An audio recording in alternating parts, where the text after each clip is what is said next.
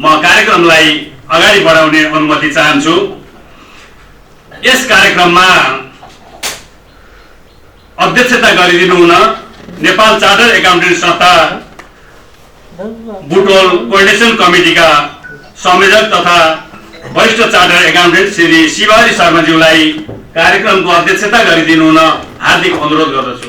आदरणीय व्यक्तित्व श्री मुक्तिराम आचार्य सरलाई प्रमुख अतिथिको आसन ग्रहणको लागि हार्दिक अनुरोध गर्दछु। सिद्धार्थ उद्योग वाणिज्य संघका अध्यक्ष श्री भीष्म नेउपानेज्यूलाई अतिथिको आसन ग्रहणको लागि म मञ्चमा आमन्त्रण गर्दछु। यसैगरी अतिथिको रूपमा उद्योग व्यापार संगठन रूपन्देही प्रस्तावित सिद्धार्थ च्यामर कमर्सका अध्यक्ष श्री अनिल ग्यावलीज्यूलाई मञ्चमा आएर अतिथिको आसन ग्रहणको लागि म हार्दिक अनुरोध गर्दछु। अन्तर्राष्ट्रिय राष्ट्र कार्यालय भैरवाका कर अधिकृत आदरणीय व्यक्तित्व श्री नवराज पौडेलज्यूलाई म अतिथिको आसन ग्रहणको लागि हार्दिक अनुरोध गर्दछु। एकेराज ढकालज्यूलाई म आसन ग्रहणको लागि अनुरोध गर्दछु। यसैगरी कर अधिकृत श्री रामहरि मरासिनीज्यूलाई म आसन ग्रहणको लागि अनुरोध गर्दछु। यसैगरी कर अधिकृत श्री गोपाल गिरीज्यूलाई आसन ग्रहणको लागि हार्दिक अनुरोध गर्दछु। सम्पूर्ण यस कार्यक्रममा उपस्थित विभिन्न व्यवसायका छात्र संगठन पदाधिकारी तथा सदस्यज्यूहरू उद्योगी व्यवसायज्यूहरूलाई यथास्थानमा आसन ग्रहणको लागि हार्दिक अनुरोध गर्दछु र म सम्मान व्यक्त गर्दछु। र ऐटर्स एसोसिएसनका विभिन्न कमिटी तह र तर्कमा रहनुहुने पदाधिकारी सदस्यज्यूहरू शुभचिन्तकज्यूहरू सबैलाई म यथास्थानमा आसन ग्रहणको लागि हार्दिक अनुरोध गर्दछु। नेपाल चार्टर एकाउन्टेन्ट संघ रूपन्देही च्याप्टरका पदाधिकारी तथा सदस्य चार्टर एकाउन्टेन्टज्यूहरूलाई म आसन ग्रहणको लागि हार्दिक अनुरोध गर्दछु।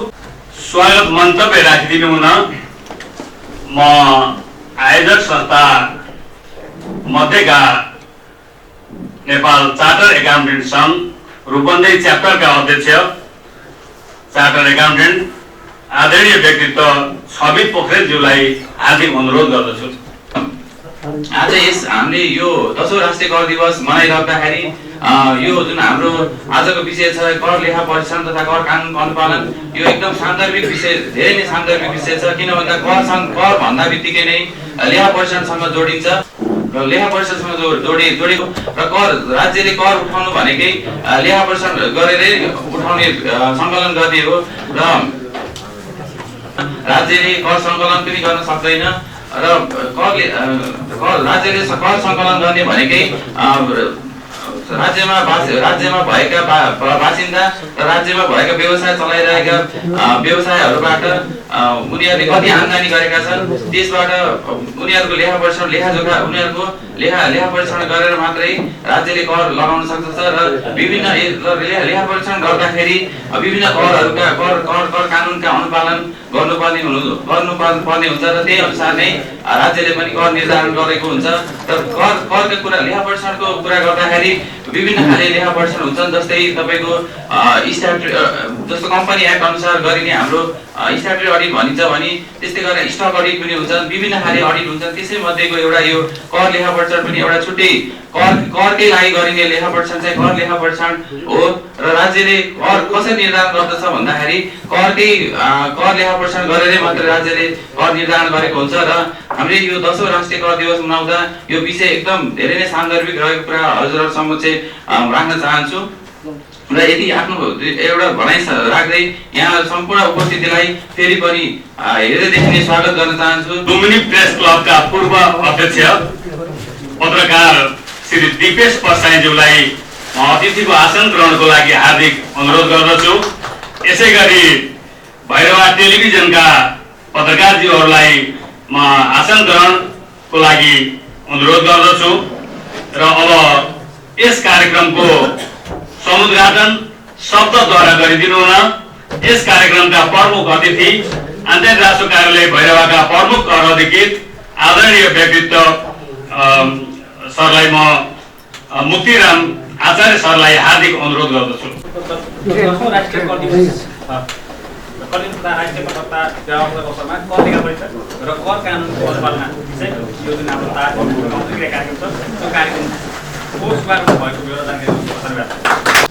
स्रोत व्यक्तिको रूपमा आफ्ना भनाइ कर लेखा परीक्षण र कर कानुनको अनुपालन सन्दर्भमा आफ्ना भनाइहरू राखिदिनु हुन म यस कार्यक्रमका अध्यक्ष वरिष्ठ चार्टर्ड एकाउन्टेन्ट श्री शिवहरी शर्माज्यूलाई हार्दिक अनुरोध गर्दछु। भन्ने विषय अत्यन्त जटिल हुन्छ। अब जति पढ्यो हाम्रो यत्रो 20-22 वर्ष वा 40 वर्षदेखि हाम्रो रियाज हुनुहुन्छ, उहाँलाई पनि हामीलाई पनि जति पढायो अझै नै अधुरो भइरहेको छ महसुस भइरहेको छ। र कर भन्ने विषय र हामी एज ए अडिट प्रोफेसनमा जुन हामी छौँ, हामी कस्तो भूमिका रहेछ भन्दाखेरिमा बिचको भूमिका राज्य र उद्योग व्यवसायको बिचमा हाम्रो कडीबाट राज्य जाने उद्योग व्यवसाय पुग्ने यो माहौल हुन्छ। र त्यसकारण चाहिँ यो विषय हामीले मात्रै बुझेर भएन। अडिट प्रोफेसनमा जुन छौँ हामी चार्टर्ड एकाउन्टेन्ट अडिटर जे छौँ श्रमिक सङ्गठनका कुराहरू गरौँ होइन, हामीले मात्रै बुझेर हुन्न भन्ने बेला बेला हामीले महसुस गरेका छौँ।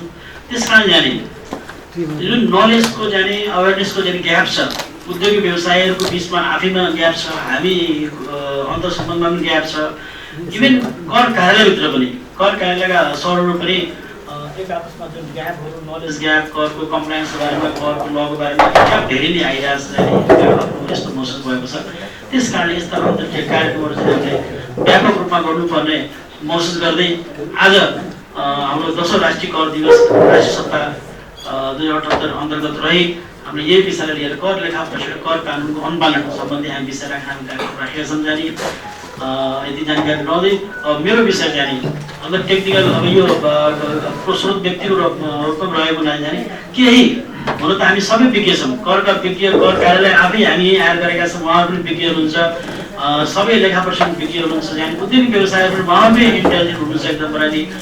केही विषयहरू चाहिँ गहकिला विषयहरू जाने छन् जुन कुरा चाहिँ नबिर्सिकन उद्योग व्यवसायहरूको साथै हामी अडिटर्स साथीहरू पनि कर कार्यालय पनि ती विषयहरू बुझ्नुपर्ने हुन्छ भन्ने मलाई लागेका विषयहरूलाई समेटेर म यहाँ केही शब्दहरू केही पोइन्ट्सहरू म भन्नेछु भन्ने जानकारी गराउँदै म अगाडि बढ्दैछु। हाम्रो उद्योगी व्यवसाय साथीहरूले अथवा हामी अडिट प्रोफेसनले यानि कस्ता कस्ता खालका जाने यो हिसाब किताब राख्नुपर्ने हो भने आयकर ऐनको परिच्छेद 15 मा उल्लेख गरिएको छ अभिलेख र सूचना सङ्कलन भन्ने यानि यो विषय हामी अडिटर मात्र बुझेर हुन्न। यानि पहिला त जाने जुन prepare of the financial statement हुन्छ, प्रिपेयर जसले एकाउन्ट जसले कारोबार गर्छ उहाँहरूले पनि इक्वली बुझ्नुपर्ने हुन्छ। हामीले त हेर्ने हो, हामीले जाने उद्योगी व्यवसायीसँग चाहिँ हामी 300% दिनमा उहाँले 300% व्यवसाय व्यापार गर्नु चाह्यौँ, हामी 2-4 दिन हेरौँला। यानि तर डे टु डे बेसिसमा जसले गर्नुपर्ने हो जाने हिसाब किताब उहाँहरूले जाने लेखा परीक्षणको प्रमाणीकरण भन्ने एउटा परिच्छेद 15 मा लेखिएको छ। अन्य प्रकारले गर्नु प्रमाणित गर्ने कार्यहरू राख्नुपर्ने प्राइमेरी रेस्पोन्सिबिलिटी कस्तो हुँदैन उद्योगी व्यवसायहरूको हामीले त ती राखेका कुराहरू हामीले हेर्ने भन्ने म जानकारी गराएँ। यो गर्दै अर्को कुरा यानि उद्योग व्यवसायहरूले र हामीले भनौँ चाहिँ आफूले लेखा हिसाब किताब चाहिँ आय वर्ष समाप्त भएको मितिले 5 वर्षसम्म चाहिँ सुरक्षित राख्नुपर्ने हुन्छ। या अब विभागले कुनै अन्य तरिकाले कुनै निर्देशन दिएको छैन त्यो हिसाबले राख्नुपर्ने हो भन्ने यो जानकारी गराएमा चाहिँ। अनि यो हामीले एकाउन्टिङ सफ्टवेयर राख्छौँ, कहिले इङ्ग्लिस राख्ला कहिले नेपाली राख्ला। यानि अब अहिले चाहिँ पर्मिट गरेको छ हामीले नेपाली र इङ्ग्लिस अङ्ग्रेजी भाषामा राख्न जाने योभन्दा बाहेक छन् भने विभागबाट अनुमति लिनुपर्ने हुन्छ भन्ने यो सामान्य जानकारी गराएँ। लेखा परीक्षण अडिट कम्पल्सरी कस्ताले छन्, निकाय सबैले लेखापरीक्षण गर्नुपर्ने हुन्छ। अनि कम्पनी ऐन अन्तर्गत अब कम्पनीहरू भयो अथवा पार्टनरसिप फर्म भयो प्राकृतिक व्यक्ति बाहेक सबै चाहिँ निकाय पर्दछन्। जाने निकाय चाहिँ अब चाहे 1 रुपियाँ कारोबार होस् चाहे करोडको होस् सबै चाहिँ हामीलाई जाने अडिट गर्नुपर्ने हुन्छ। यो चाहिँ कम्पल्सरी भएको छ। अब प्राकृतिक व्यक्तिको हकमा चाहिँ 1 करोडभन्दा माथिको यो अडिट चाहिँ कम्पल्सरी भएको छ। चाहिँ नदेखाइदिएला उसमा भने थुप्रै रिजनहरू छन्। अब सेल्स कमिसनका कुरा बुझ्छन्, कसरी चाहिँ कमिसन दियो, कमिसन त्यो पर्चे पार्टी अकाउन्टमा गएर चाहिँ त्यो पर्चे सेलमा आयो या छुट्टै कमिसनले बुक गर्यो भने त्यो कमिसनले गर्दा पनि डिफरेन्स आउन सक्छ भन्ने म एउटा लिस्ट थाहा छैन। यिनी कारणले जाने त्यो सेल्स कमिसनका कुरा, बोनसका कुराहरू, accounting treatment, debit credit note adjustment पनि हुनसक्छ होइन, पर्चेज रिटर्नका कुराहरू, त्यसलाई पनि हल्का एकाउन्टिङ भनेको आर्ट्स पनि भएको नाताले अब कसले डिजाइन गर्छ त्यो अब एकाउन्टिङ राख्ने मान्छेले उसले कसरी प्रेजेन्ट गर्छ होइन, सही हुनसक्छ हेर्नुहोस् उसको रखरखाउ तरिका चाहिँ फरक हुनसक्छ, त्यसले गर्दा मिसम्याचको अवस्था हुनसक्छ भन्ने जानकारी गराउने म मेरा यो शब्दहरू अब विषयवस्तु चाहिँ जुन 18 कुराहरू छ म यहाँ समेटेँ। हुन त करका विषयहरू चाहिँ अब धेरै नै हुन्छन्, सबैको समेट्नसम्म हुँदैन यो एक डेढ घन्टा कार्यक्रममा, यति भन्दै मेरो आफ्नो धन्यवाद। र कुनै सरकारले सबै उद्योग व्यवसाय आफैले सञ्चालन गर्छन्, कुनै देशका सरकारले उद्योग व्यवसाय सबै निजी क्षेत्रलाई दिन्छन्। नेपालमा मिश्रित अर्थव्यवस्था छ, सरकारले पनि उद्योगहरू ब्याङ्कहरू सञ्चालन गरेको छ, राष्ट्रिय वाणिज्य ब्याङ्क पूर्ण सरकारी हो, तर सरकारले कहिले पनि त्यसबाट आर्जन भएको नाफा उसले उपयोग गर्दैन, उसले कर मात्रै लिन्छ। नाफा सम्बन्धित संस्थानलाई त्यसलाई प्रमोट गर्नको लागि, सेवा सुविधा बढाउनको लागि नै छोडेको हुन्छ, आफ्नो लगानी हुँदाहुँदै पनि। त्यसो भएको हुँदा सरकारको आय स्रोत भनेको कर नै हो। हामीहरू जति इमानदार भएर राजस्व सङ्कलन गर्न सक्छौँ त्यति नै सरकारले फेरि हामीलाई पनि सुविधा दिने कुरा आउँछ। कहिलेकाहीँ होइन यस्तो छ उस्तो छ, यहाँ भ्रष्टाचार हुन्छ भन्ने पनि गरिन्छ, त्यो अलग बाटो हो। त्यसो भएको हुँदा यो कर नै एउटा देश विकासको, राष्ट्र विकासको एउटा महत्त्वपूर्ण कडी हो।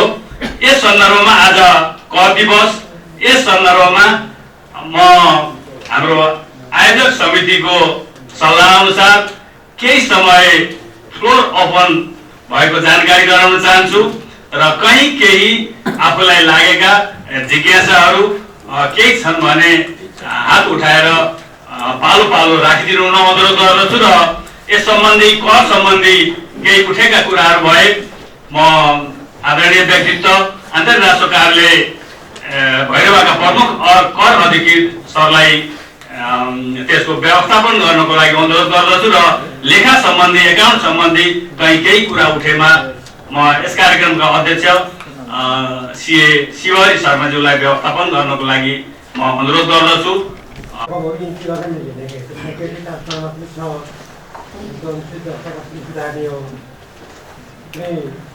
डबल पोस्टिङ भयो त्यो तपाईँहरू हटाउन मिल्ने रहेछ, तर छुटेकोलाई त्यो अनुचित दर्शन चाहिँ इन्ट्री गर्नै मिल्दैन।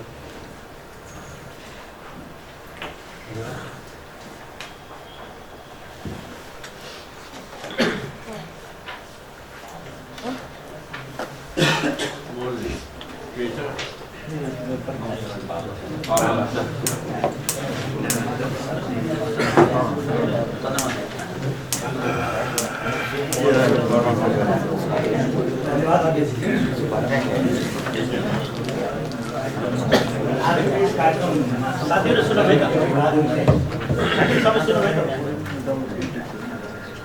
मैले यो जस्तो कर उठाउने कुराहरू, जस्तो म 40-42 वर्षदेखि नै, जस्तो म 19 वर्षदेखि मैले कर तिरिरहेको, 19 वर्ष उमेरदेखि आज म 63 वर्ष भए, त्यो बेलादेखि मैले कर तिरिराखेको छु। म व्यक्तिगत पनि मेरो आफ्नो उद्योग पनि छ। यो अहिले यो जुन कर तिर्ने सन्दर्भमा धेरै परिवर्तनहरू भए र धेरै परिवर्तनको साथसाथमा कर जुन उठाउने सन्दर्भ छ यसमा नियम कानुन प्रणालीहरू पनि धेरै परिवर्तन भएको छ र आयकरमा जुन चाहिँ पहिला जुन तरिकाले उठ्यो नि सरकारको जुन राजस्व थियो, राजस्व पनि धेरै दोब्बरले उठेको थियो। 2048 सालमा 46 अर्बको जुन बजेट थियो, आज हाम्रो त 6 खर्ब त अब उठाउने नै हामी भइसक्यौँ भनेपछि यो र यस सन्दर्भमा मैले व्यापार गर्ने दौरानमा हामी पहिला धेरै खर्चो थियौँ, धेरै साधारण अवस्था थियो। अहिले तपाईँको अडिटरहरूले अहिले सुनाउनु भयो नि, जस्तो तपाईँको चार्ट एकाउन्टिङदेखि लिएर धेरै कुराहरूमा जुन परिवर्तन भएको छ, यसमा परिवर्तन कर उठाउने सन्दर्भमा चाहिँ नियम कानुनमा धेरै परिवर्तन त भए, तर त्यो अनुसार जुन तपाईँको जुन तरिकाले उठाउने सरकारले जुन तरिकाले चाहिँ तपाईँको लागू गर्नुपर्ने, जुन आफूले दिनुपर्ने सुविधा, यी व्यवस्थामा चाहिँ हामीले अलिकति सुविधा जुन रूपमा परिवर्तन हुँदैन त्यो परिवर्तन भएको हामी महसुस गरेका छैनौँ। र र नियम कानुनहरू कुरामा पनि अलिकति कुनै चिजहरू अलिकति राजस्वमुखीको रूपमा चाहिँ नियम कानुनहरू बनाइएको हामीले अनुभव गरेका छौँ। जस्तो तपाईँको अग्रिम आयकरको कुरा, भन्सारमा अग्रिम आयकर लिइन्छ, जुन कुरो यो सान्दर्भिक पनि होइन, नियम सम्मत पनि होइन। किनभने आयकर भन्ने कुरा त तपाईँको एउटा प्रत्यक्ष कर एउटा अप्रत्यक्ष कर हुन्छ। यो अप्रत्यक्ष करको रूपमा जुन लिइन्छ यसले गर्दा धेरै कठिनाइहरू व्यापारीहरूलाई भइरहेको। अब आयकर त्यही लिन्छ, लिइसकेपछि त तपाईँको त्यसलाई जुन मिलाउने कुराहरू छन् त्यो चाहिँ अलिक असान्दर्भिक पनि छ, यो अन्तर्राष्ट्रिय नियम कानुन अनुसार पनि यो अलिकति विरुद्धको कुरा छ। यो कुरामा कमसेकम ऐटरहरू अथवा चार्टेड एकाउन्टेन्टले पढेर आएका विद्वानहरूले पनि सुझाव दिनुपर्छ जस्तो मलाई लाग्छ। र अब के अरे कर प्रणालीमा त राज्यलाई त जति पैसा भए पनि पुग्दैन। एउटा कुराले अब के अरे 40 अर्बले पनि यो मुलुक चलेकै थियो, हामीले त्यही अनुसार सुविधा पाएकै थियौँ। आज 6 खर्ब उठ्दाखेरि पनि हामीले केही सुविधा पाएको जस्तो हामीले अनुभव गरेका छैनौँ। राजस्व धेरै उठ्यो होइन। यस कुरामा कमसेकम कर भनेको कुरा नियम अनुसार न्यायिक रूपमा हुनुपर्छ भन्ने मेरो चाहिँ यो आयकर यो अग्रिम आयकरको पनि के अरे एउटा सुविधा के अरे एउटा सुधार दियोस् भन्ने मेरो एउटा धारणा छ। त्यस्तै यो मिसम्याचको कुरा एउटा आएछ, अहिले भनि पनि सक्नुभयो। मिसम्याचमा पनि कस्तो छ भने धेरै कुराहरूमा मिसम्याच भइराखेको छ। जसलाई मिसम्याच पर्छ जब आयकर अन्तर्राष्ट्रिय करमा अन्तर्राष्ट्रिय कार्यालयमा आइसकेपछि उसले जुन एउटा बोझ एउटा जुन समस्या पर्छ उसले गल्ती गरेको त हुँदैन। तर यो कुरामा तपाईँको कमसेकम अहिले हामीले एउटा धेरै ठाउँमा मैले सुधार दिने गरेको छु। यो मिसम्याचलाई यदि यसलाई केही हदसम्म हामीले कम गर्न सक्छौँ। जस्तो अहिले भिसिटिएस लागू भएको छ। भिसिटिएस लागू भइसकेपछि भिसिटिएसमा के हुन्छ भने हामीले बिक्रीकर्ताले तपाईँको बिक्री गरिसकेपछि जसले रिसिभ पाउने हो, जसले बिक्री गरेपछि बिक्री गरेको सामान पाउनेवालालाई चाहिँ तपाईँको यो भिसिटिएस अन्तर्गत अब हामीले यहाँबाट चाहिँ सामानहरू जुन कुनै पनि भाइकलमा हामी पठाउँछौँ भने अहिले के छ भने त्यसलाई लक गर्ने सिस्टममा चाहिँ तपाईँको रिसिभरले पाउँदैन, रिसिभरले लक गर्ने सिस्टम छैन। यदि यो कुरा यदि यो सुधारको रूपमा यदि यो लागू गरियो भने लगभग 90% यो समस्याको समाधान हुन्छ भन्ने म सुझाव दिन चाहन्छु। किनभने भिसिटिएसमा यदि कुनै खरिदकर्ताले मैले यो प्राप्त गरेँ भन्ने किसिमको यदि भिसिटिएसमा प्रमाणित भयो भने यो मिसम्याच हुने सम्भावना बहुत कम हुन्छ। तर यो कुरालाई सरकारले सुनेको हो या नसुनेको मलाई थाहा छैन। यो धेरै ठाउँमा हामीले कुरा गर्यौँ। तर यो के छ भने गाडीवालाले मात्र यसलाई तपाईँको रिसिभ गरेको हुन्छ, तर बिक्री गर्नेवालाले मात्र यो लक खोल्ने गरेको हुन्छ। यदि रिसिभरले नै यो खोलिदिने हो भने त्यो प्रमाणितै भयो नि, मिसम्याच हुने सम्भावनै हुँदैन। र मुक्ति सरकारले एउटा आएको थियो, एउटा 70 लाख रुपियाँको तपाईँको एउटा धनगढीवालाले आएको थियो, त्यो उहाँले जानकारी, तर उहाँ त्यो बिचरा व्यापारीले ल्याएकै होइन। त्यो उसले कुन कारणले के कारणले गरेको छ। फेरि जस्तो आएको यो जुन अन्तर्राष्ट्रिय कार्यको जुन नम्बरहरू छ नि, ती नम्बरहरू पनि कस्तो छ भने तपाईँको खुला रूपमा राख्नुपर्ने भनेपछि जसले पनि मिसयुज गर्न सक्ने सम्भावना रह्यो। त्यो अब यस्तो कुराहरूमा चाहिँ यो सुधार गर्ने कुरा, यो सुधार दिएर यसलाई कार्यान्वयन गर्ने कुराहरू पनि अलिकति सरकारले यतातिर पनि ध्यान दियोस् भन्ने मेरो चाहना छ। र अर्को कुरा के छ भन्नुहुन्छ भने जस्तो कुनै पनि वस्तुहरू हामीले बिक्री गर्ने बेलामा लागत मूल्यभन्दा कममा बेच्न पाइँदैन भन्ने एउटा के अरे नियममा त भएको छ कि छैन मलाई थाहा छैन। तर अन्तर्राष्ट्रिय कार्य यो भन्ने गर्ने गरेको छ। किनभने हामीले कुनै पनि वस्तुहरू बेच्छौँ भने सधैँभरि नाफा खान्छ र यो घाटामा त्यो त्यसले व्यापार गर्दै गर्दैन भन्ने कुरा त संसार यो मान्ने कुरै होइन। तर अन्तर्राष्ट्रियले के भन्छ भने लागतभन्दा यदि तिमीले कममा त तिमी बेच्छौ भने तिमीले कारोबारै गर्न पर्दैन भन्ने कुरा। तर सधैँभरि त्यसले घाटा खाने कुरा होइन, सधैँभरि घाटा खान्न। तर व्यापारमा नाफा नोक्सान दुवै हुन्छ हो। 99% चाहिँ ऊ नाफामा हुन्छ, तर 1% 2% त ऊ घाटा पनि जान्छ त। कैयन कुराहरू जस्तो अब हामी कृषिजन्य सामानहरू प्रायः जसो हामीले के अरे खरिद बिक्री गर्ने सन्दर्भमा नाफा र घाटा चलि नै राखेको छ। जस्तो सेयरको कुराहरूमा धेरै कुरामा नाफा घाटा चल्छ। तर सरकारले नियम नबनाए पनि नियम जस्तो गरेर विनियममा यो चाहिँ तपाईँको जुन लागू गरेको छ यो असान्दर्भिक कुरा हो, त्यो न्यायिक होइन भन्ने मेरो भनाइ। किनभने नियममा के अरे नियम पालना गर्नेले कमसेकम न्यायिक रूपमा पालना गरोस्। किनभने अन्यायमा यदि कुनै राजस्व 1 रुपियाँ उठ्यो भने पनि त्यो चाहिँ तपाईँको कानुनप्रति मान्छेको विश्वास घट्छ। त्यतातिर पनि ध्यान दिओस् भन्ने म अनुरोध गर्दै मेरो भनाइ धन्यवाद। म नाम छोटो परिचय दिएर बोल्नु होला। धन्यवाद। अनि हामी ट्रान्सफर गर्ने कि त प्रविधि हुनु पर्यो। अब कि त एक ठाउँमा थुपारिएर राखेको छ भने अन्य शीर्षकहरूमा पनि ट्रान्सफर गर्ने एउटा प्रविधि चाहिँ विकास गर्न सकियो भने पनि अलिकति सजिलो हुन्छ कि मान्छेलाई त्यसमा चाहिँ बाहिरबाट पैसा दिन नसके पनि भित्रैबाट मिलाउन सकिन्छ कि भन्ने कुरा हो। र अर्को कुरा मिसम्याचको कुरा जुन भयो जस आज हामीहरूको पुरा पारदर्शी भइसकेको छ कम्प्युटर सिस्टममा चाहिँ। अब मिसम्याचको कुरा गर्दाखेरि हामी इन्ट्री गर्दाखेरि अनुसूचित दिएर इन्ट्री गरिन्छ सबैजना, तर यदि त्यो हामीले चाहिँ नि व्यवसायले या त हाम्रो सीहरूले चाहिँ त्यो अनुसूचित दिएर पहिले हेर्न पायो भने पनि कसैको मिसम्याच छ भने त्योभन्दा पहिले हामी चाहिँ इन्फर्म भएपछि त्यो चाहिँ इन्फर्मेसन चाहिँ हामीले चाहिँ सेलेक्ट गरेर तपाईँको पोस्टमा मिलाउन सकिन्छ कि त्यसले चाहिँ धेरै हदसम्म हाम्रो मिसम्याचहरू कम्ती हुन्छ कि भन्ने कुरा हो। किनभने कम्प्युटर सिस्टममा भइसकेपछि धेरै कुरा त पारदर्शी भयो, सबै कुछ देखिने गरेपछि यो सिस्टम किन नदेखाउँदैन भन्ने कुरा हो। त्यतिमा नै धन्यवाद। त्यसमा अहिले व्यापारीले के सोध्न थालेको छैन, अब त बिल भाउ त राख्नु पर्दैन, अडिट गराउनु पर्दैन, केही गर्नु पर्दैन, कर तिर्यो सिद्धियो। यो के हो र यो डे टु पाकेट जस्तै इन्कम ट्याक्स भनेपछि चाहिँ आयमा कर लगाउने होइन, कारोबारमा कर लगाउने सिस्टम कहाँबाट कस्तो भयो त्यो मलाई जानकारी भन्नु अलिक बाहिर अनलाइन पिडिएफ तिर्दाखेरि 4 दिनमा बल्ल भेरिफाई भयो। त्यो 4 दिनसम्म पर्खिने, एक सातासम्म पर्खिने हुन्छ अप्ठ्यारो हुने होला। मैले अराखाँचीले एउटा पानी बिलिङमा पैसा जम्मा गरेँ, 4 दिनमा मात्रै भेरिफाई भयो। 3 दिन गरेछ चेक गरेछ, 3 दिन गरेछ चेक गरेछ। अब त्यो ब्याङ्कको सफ्टवेयरले नगरेको आज जान्छ जाँच कारणले थियो। त्यो विषयमा मलाई चाहिँ जानकारी जिज्ञासा भएपछि त थुप्रै म्याक्सिमम पर्न जान्छ, धेरै चाहिँ ल्याउन पनि सक्दैनन्, त्यस्तोहरू चाहिँ कति गएर मिसम्याचमा पर्ने अरू सम्भावना पनि हुन्छ। यही भन्ने अहिलेको अवस्था छ होइन। त्यसमा कस्तो हुन्छ भने एकल फर्मलाई प्रालीमा कन्भर्ट गरे हुन्छ, त्यसमा भएको कर दायित्व तथा सकार्ने भनेर एउटा प्राली दर्ता गरे हुन्छ, तर लेखा परीक्षाको लागि चाहिँ अर्को आर्थिक वर्षमा गएर थाहा भएको अवस्था छ। जस्तै मानव चैतमा एउटा प्राली दर्ता भयो, एकल फर्मलाई बन्द गर्यो, प्राली दर्ता भयो, हामीलाई थाहा हुन्छ अर्को आर्थिक वर्षमा गएर पुरानो बिलहरू चाहिँ एकल फर्ममा काटिरहेको हुन्छ, प्रालीको नप्यान नम्बर लिएको हुन्छ। त्यस्तो अवस्थालाई विज्ञान कर परीक्षाको क्रममा हामीले त्यसमा ध्यान दिनुपर्ने के होला, न त्यसमा कुनै आयकरमा प्रष्ट व्यवस्था छ, त्यसलाई कसरी ट्रिटमेन्ट गर्नेलाई एउटा मेरो सानो जिज्ञासा छ। उहाँले थाहा भएन त्यो प्राली चलेकै छैन, प्रोप्राइटरसिप कम्पनीको बिल चलिरहेको छ, त्यो गर्न पाउने कि नपाउने। उसले त्यो आर्थिक वर्ष चैतमा भयो, असारसम्म गर्न पाउने नपाउने, अनि उसले साउन्डबाट सुरु गर्ने कि के गर्ने, गर्न पाउने कि नपाउने, दायित्व सर्भिस गर्ने भनेर भनिसकेको छ। उसले कारोबार गर्न पाउने गरिरहेछन् तर पाउने कि नपाउने नियमले त्यो सुनेको र उहाँका कुरा पनि हामीले सुन्न आवश्यक छ। र यसलाई धेरै फर्मालिटी जस्तो म त शिवजीलाई कुरा भने यो म वास्तवमा के विश्वास छु भने यो आसन गर्ने या वा के एकदमै कस्तो भने हामी स्ट्रेट कुरा गर्ने र हामी चाहिँ धेरै इन्फर्मल, जति इन्फर्मल हुन सक्यो त्यति हाम्रा तपाईँको चाहिँ हामीले गर्नुपर्ने कुरा काम छ। त्यस कारणले गर्दा मलाई के लाग्छ भने जस्तो यहाँले अहिले जुन केही कुरा उठाउनु भएको छ त्यो उठाएको विषयमा अथवा म अहिले एकछिन बोलौँ र धेरै चाहिँ हामीले के छ भने आज हामीले ल्याएका जिज्ञासाहरू के भन्दा म दुईवटा कुरा गर्छु। अब यहाँ के छ भन्नुहुन्छ भने अब यहाँ हामीसँग मिल क्षेत्र 12 वास्तवमा जेसुकै भने पनि यो भैरवाको एउटा चाहिँ टप लिडर साथीहरू हुनुहुन्छ।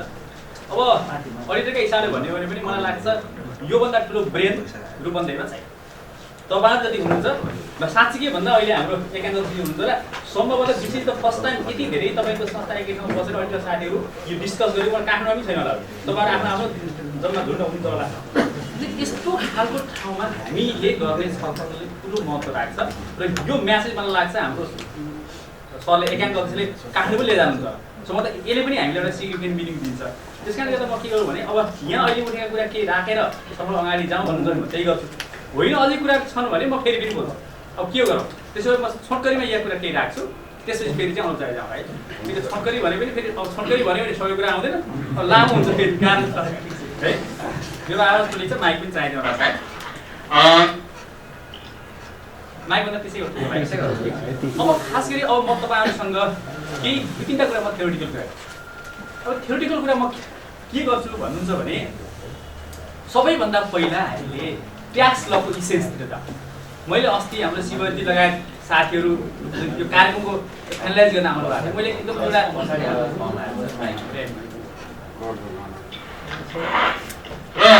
म अस्ति तपाईँको चाहिँ यहाँ सफल क्रममा शिवजी आउनु भएको थियो। मैले एउटा प्लस उहाँहरूसँग एउटा गम्भीर कुरा गरेँ, यो ट्याक्स लको इसेन्स चाहिँ के छ र त्यो ट्याक्स लले तपाईँको चाहिँ के भन्छ हामीलाई त्यस कारणले गर्दा हामीले सबैभन्दा पहिला के बुझ्यौँ भने वास्तवमा ट्याक्स लले त तपाईँको चाहिँ यति हाई लेभलको तपाईँको चाहिँ एकाउन्टेबिलिटी पारदर्शिता खोजेको छ। अब यही भन्नुहोस् न, हामीले तपाईँको चाहिँ अब यहाँ भएका 50,000 ट्याक्स पेयरमध्ये हालले गत वर्ष 100वटा ट्याक्स पनि हामीले हेर्न सक्यौँ। 22-23वटा चाहिँ ट्याक्स पेयरबाट हामीले फाइल खोल्न सक्यौँ, ओपन गर्न सक्यौँ। अब भन्नुहोस् तपाईँहरू हामी चाहिँ कर परिवार र व्यवसायी बाहेक अरू यो देशका कुनै अन्य खातेका मान्छेले पनि के बुझ्छन् भने यो कर खातेले सबै मान्छेको एक बिल भरपाई चाहिँ हेर्न पर्छ बुझाएको मान्छे त्यस्तो छ कि बुझाइ। अब तपाईँको चाहिँ म भन्सार विभागमा 3.5 वर्ष तपाईँको चाहिँ रिभर्स बनाइसक्नु भने मान्छेको सोधेको छ भन्सारको गेटबाट आइसकेको सामान भन्सारका मान्छेले एक तपाईँको चाहिँ पाना पठाएर हेरेर तपाईँको अहिले कस्तो भइसक्यो भने कोरिया अमेरिका चाइनामा 1% मात्रै हेर्छ। अब हाम्रो पनि तपाईँको ट्याक्स अलिक भनेको हालि हामीले सैद्धान्तिक भनेको चाहिँ 2% पनि आयो, तर अहिले तपाईँको चाहिँ एक्चुअली हेऱ्यो भने 1% पनि छ भनेपछि 99% अफ वाट यु तपाईँको किप यो एकाउन्ट रेकर्ड तपाईँहरू। त्यस कारणले गर्दा म के भन्छु भने सबैभन्दा ठुलो कुरा के छ भने नेपालको ट्याक्स संरचनामा जति कर तपाईँहरूले ल्याइदिनु भएको छ तपाईँहरू ट्याक्स अडिटरको त यति ठुलो रोल छ कि तपाईँकै हो। 1% को कर अधिक हामी 79% को कर अधिक तपाईँको चाहिँ तपाईँहरू। त्यसकारणले अब भन्नुहोस् कि तपाईँहरूको भूमिका छ है। त्यसकारण म के भन्छु अनि अर्को कुरा चाहिँ हाम्रो विशेषज्ञहरू भन्छ अब तपाईँको चाहिँ भ्याट कलेक्सन गर्नलाई राज्यले यस्तो तपाईँले यदि ट्रस्ट गरेको छ तपाईँहरू त हामीले तपाईँको चाहिँ पुरा यहाँ चाहिँ हामीले आसङ्कलन गर्दाखेरि हामीले तपाईँको चाहिँ पुरा नियुक्ति लिएर सारा भने यहाँहरूलाई सिम्पल तपाईँको चाहिँ हामीले ल है तपाईँहरूले कलेक्सन गर्नुहोस् रिसोर्समा त्यस्तो खालको ट्याक्स संरचनामा हामी छौँ भने हाम्रो रोल त्यहीबाट हेऱ्यौँ भने पनि हाम्रो रोलको तपाईँको चाहिँ सिर्जना भएको छ। अर्को कुरा यहाँहरूले जुन भन्नु भन्नुभयो म के भन्छु भने यो समस्या समाधान चाहिँ सिस्टमेटिक रूपमा म के कुरा विश्वास गर्छु भने मैले कुनै ए भन्ने पसलमा गएर आज दिनभरि बसेर त्यो बिल अनुगमन गरेर सुधार हुनेवालै छैन। तपाईँको त मैले कतिजना मान्छेकोमा तपाईँ गएर चाहिँ हेर्न सक्छु। त्यस कारणले गर्दा हामी सबैले एउटा चाहिँ म त भन्छु जस्तो अहिले चाहिँ अब धेरै कुरा सिस्टममा आयो अझै पनि तपाईँको चाहिँ म त एउटा यो पेमेन्ट तपाईँको चाहिँ अब तपाईँ हामीले पनि यो चिया खाएको पनि चाहिँ पैसा दिनु आवश्यक छैन, घोट्न पर्छ त्यो स्थिति आओस्। र अर्को कुरा चाहिँ यो जुन हाम्रो यो बिलिङ छ बिलिङ प्रणाली यसलाई मान्छेले तपाईँको लाभको बिजनेस गर्न सक्छ भने 10% तपाईँको त्यो पिओएस के भन्छ जुन हामी विदेशमा हेर्छौँ तपाईँ हाम्रो चाहिँ त्यो सिस्टमको चाहिँ तत्काल ट्याक्स कार्यालयमा रिपोर्टिङ हुने जस्तो अहिले हाम्रो सिबिएमएस सुरु भएको छ केफिला उद्योगमा। त्यो सिबिएमएस तपाईँको चाहिँ इम्पोर्टर उद्योगी होलसेलर डिलर डिस्ट्रिब्युटरसम्म चाहिँ पुग्नुपर्छ तब मात्रै इन्फर्म हुन्छ वास्तवमा। तर त्यो भन्दा भन्दै फेरि अहिले तपाईँ हामी सबैले हात छड्ने भूमिका पनि भयो, हामीले काम त गर्नु पऱ्यो। त्यस कारणले गर्दा ती कुराहरू मैले राख्न चाहेँ। र अर्को कुरा के छ भन्नुहुन्छ भने जुन तपाईँको अहिले जुन हामीले भन्यौँ जस्तो हामीले ट्याक्सकै बेसको कुरा गर्दा अघि हाम्रो उद्योगीले भन्नुभयो कर बढिरहेको छ के गर्नु अब आवास्तवमा बढिरहेको छ। अब जिडिपीको तुलनामा तपाईँको चाहिँ 12-13% राजस्व उठाउने देशहरू सम्पन्न राष्ट्रको सूचीमा छन्, हामी 24-25% रेभेन्यू उठाउँछौँ। अब हाम्रो अवस्था यस्तो छ। यस कारणले गर्दा यसले झन् ठुलो पैसा ल्याएको छ तपाईँको। हाम्रो जिडिपी एकाउन्टिङ सही छ हाम्रो जस्तै के भन्छ तपाईँको चाहिँ हाम्रोसँग तपाईँको चाहिँ भनौँ न अनएकाउन्टेड बिजनेस छ भन्ने कुरालाई सन्तुष्टि गरेको छ। अब पछि सरहरूले हाम्रो एकाउन्ट सरले काम गर्छ। त्यस कारणले गर्दा के भने यो त झन् तपाईँको त्यो जिडिपीको तुलनामा रेभेन्यू चाहिँ बढिरहेको हुने देशको अवस्था यस्तो हुने भनेको झन् यो भनेको झन् आगामी चाहिँ सिचुएसन। तपाईँ हामी अलिकति पढ्ने लेख्ने मान्छेले तपाईँ हामी त जानेका छौँ पढेका छौँ तपाईँहरू वरिष्ठ तपाईँहरूलाई त झन् ठुलो यसलाई त तपाईँको घन्टी भएका त्यो स्थितिहरू हो। यसले के भन्छ भन्दाखेरि हाम्रो अझै पनि हामीले चाहिँ अघि भन्नुभयो भन्सारको मूल्याङ्कन होला अथवा हाम्रो मूल्याङ्कन होला त्यो कुराहरू चाहिँ ल्याएको छ भने। र अर्को चाहिँ मैले तपाईँको एउटा चाहिँ स्टडी पनि गरेको थिएँ जस्तो यो ट्याक्स रेटकै कुरा गर्दा ट्याक्स रेट ठिक हो कि होइन भन्ने कुरा आउँछ नि यो वास्तवमा यो कन्ट्री हेरेर गर्नु।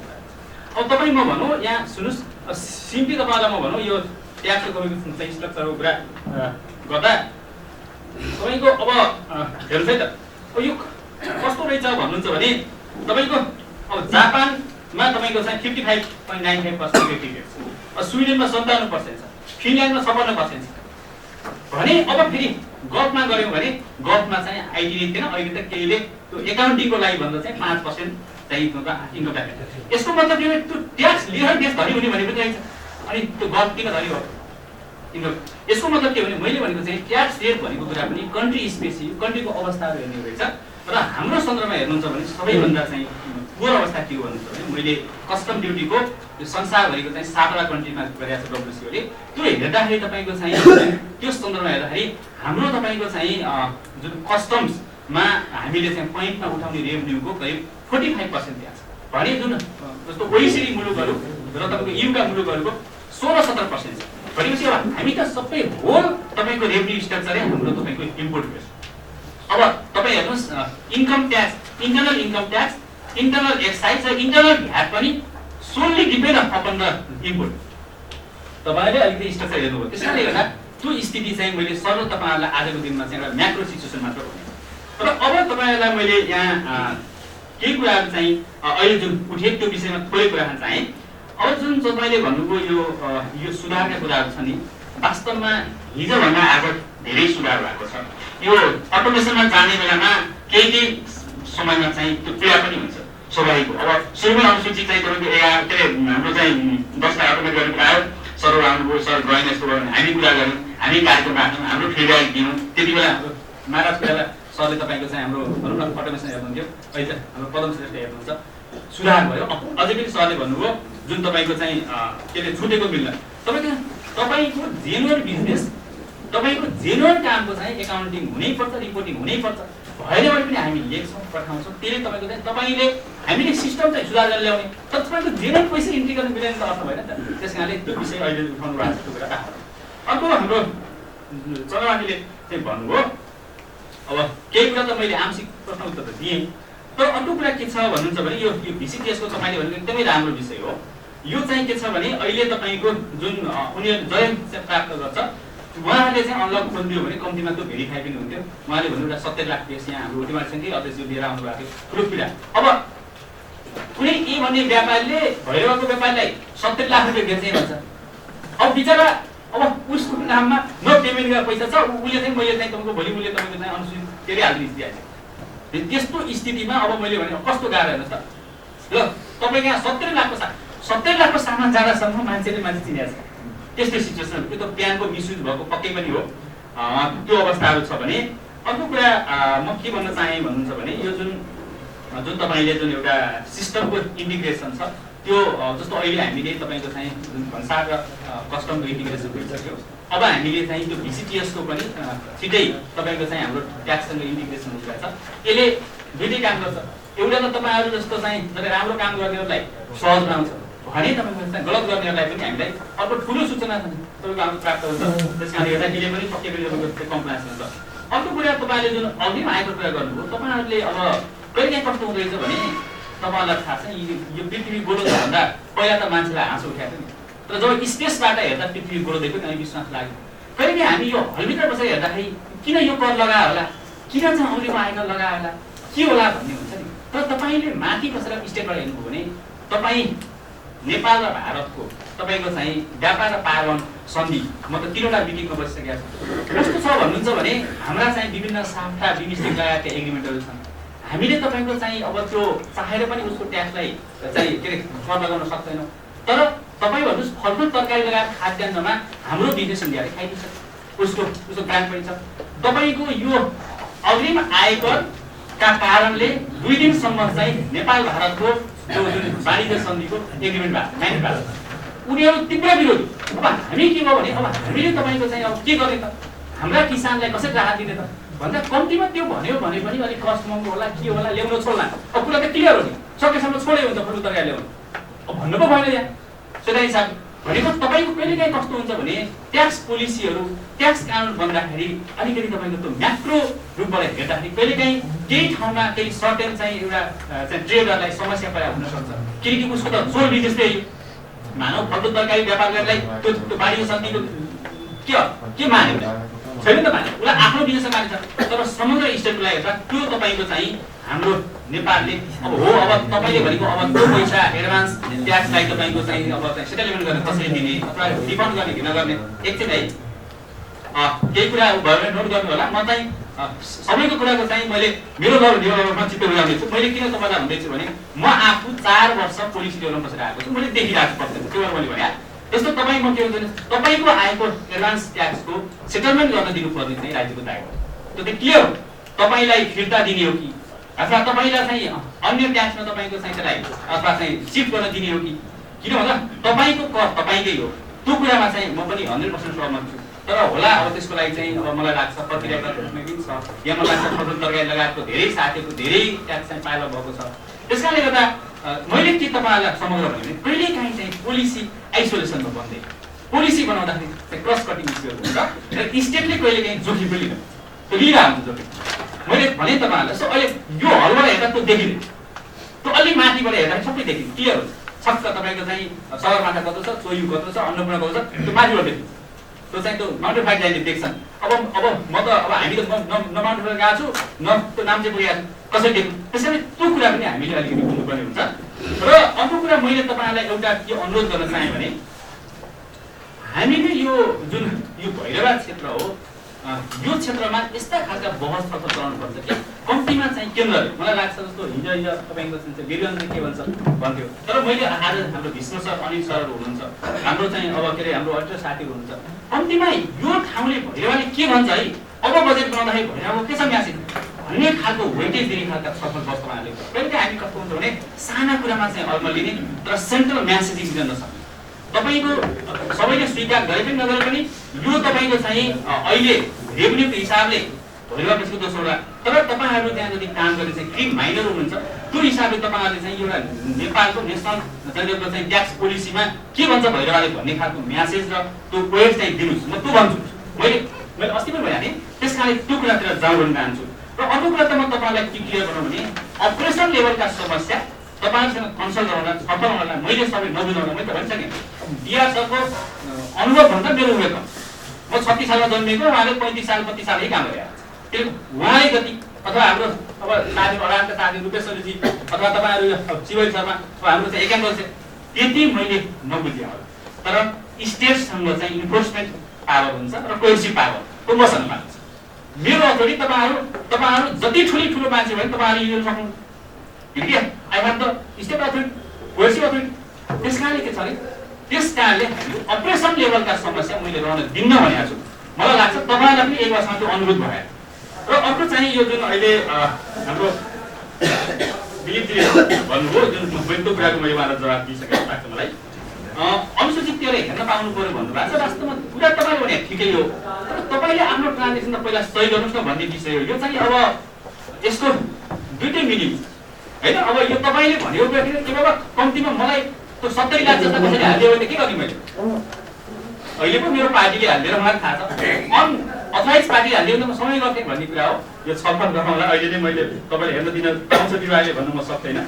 अर्को जहाँसम्म यो डेटुको कुरा गर्नुभयो नि, यो चाहिँ तपाईँको सुरुमा जब तपाईँको चाहिँ डेटुको प्रावधान आयो म त्यति बेला काठमाडौँमा कुनै कर कार्यको गराउँदै थिएँ। जम्मा 5 जनाले चाहिँ डेटु कम्प्लायन्स गरे।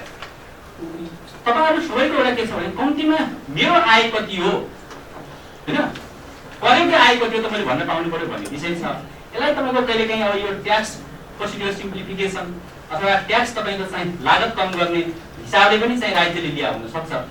र अहिले यसमा तपाईँले भने जस्तै के छ भन्नुहुन्छ भने यो ट्रान्जेक्सन ट्याक्स त ट्रान्जेक्सनमा भन्दा पनि इन्कममा लाग्ने चिज हो होइन, ट्रान्जेक्सन ट्याक्स त लाग्दैन। त्यस कारणले अब यो विषय चाहिँ सैद्धान्तिक सबैले गरौँला। र अर्को जुन तपाईँले भन्नुभयो यो 1 करोडमा केही गर्नु त्यो होइन।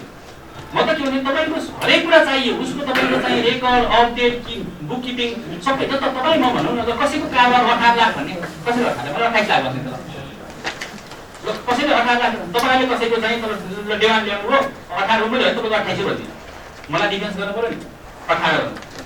त्यस कारणले गर्दा यो मैले हाम्रो भीष्म सर र अनिलजीलाई के भन्न चाहेँ, मान्छेले तपाईँको 10 लाखको कारोबारलाई पनि पुष्टि गर्ने कुराहरू चाहिँ तपाईँको चाहियो। त्यो आफै सकिन्छ, आफै एकाउन्ट राख्नु नभए आफ्नो एकाउन्टेन्ट राख्नु सकिन्छ, अडिटर राख्नु है। जस्तो क्षमता भएका मान्छेले कसैले घरमा छोराले आयो गर्ने मान्छे ट्युसन राख्नु सँगै भने ट्युसन राख्नु। त्यस कारण यो कर सहयोगी अडिटर राख्ने नराख्ने भन्ने कुरा त्यही हो होइन। अब आफ्नो क्यापासिटी कति छ त्यही अनुसार चाहिँ जाने कुरा भयो।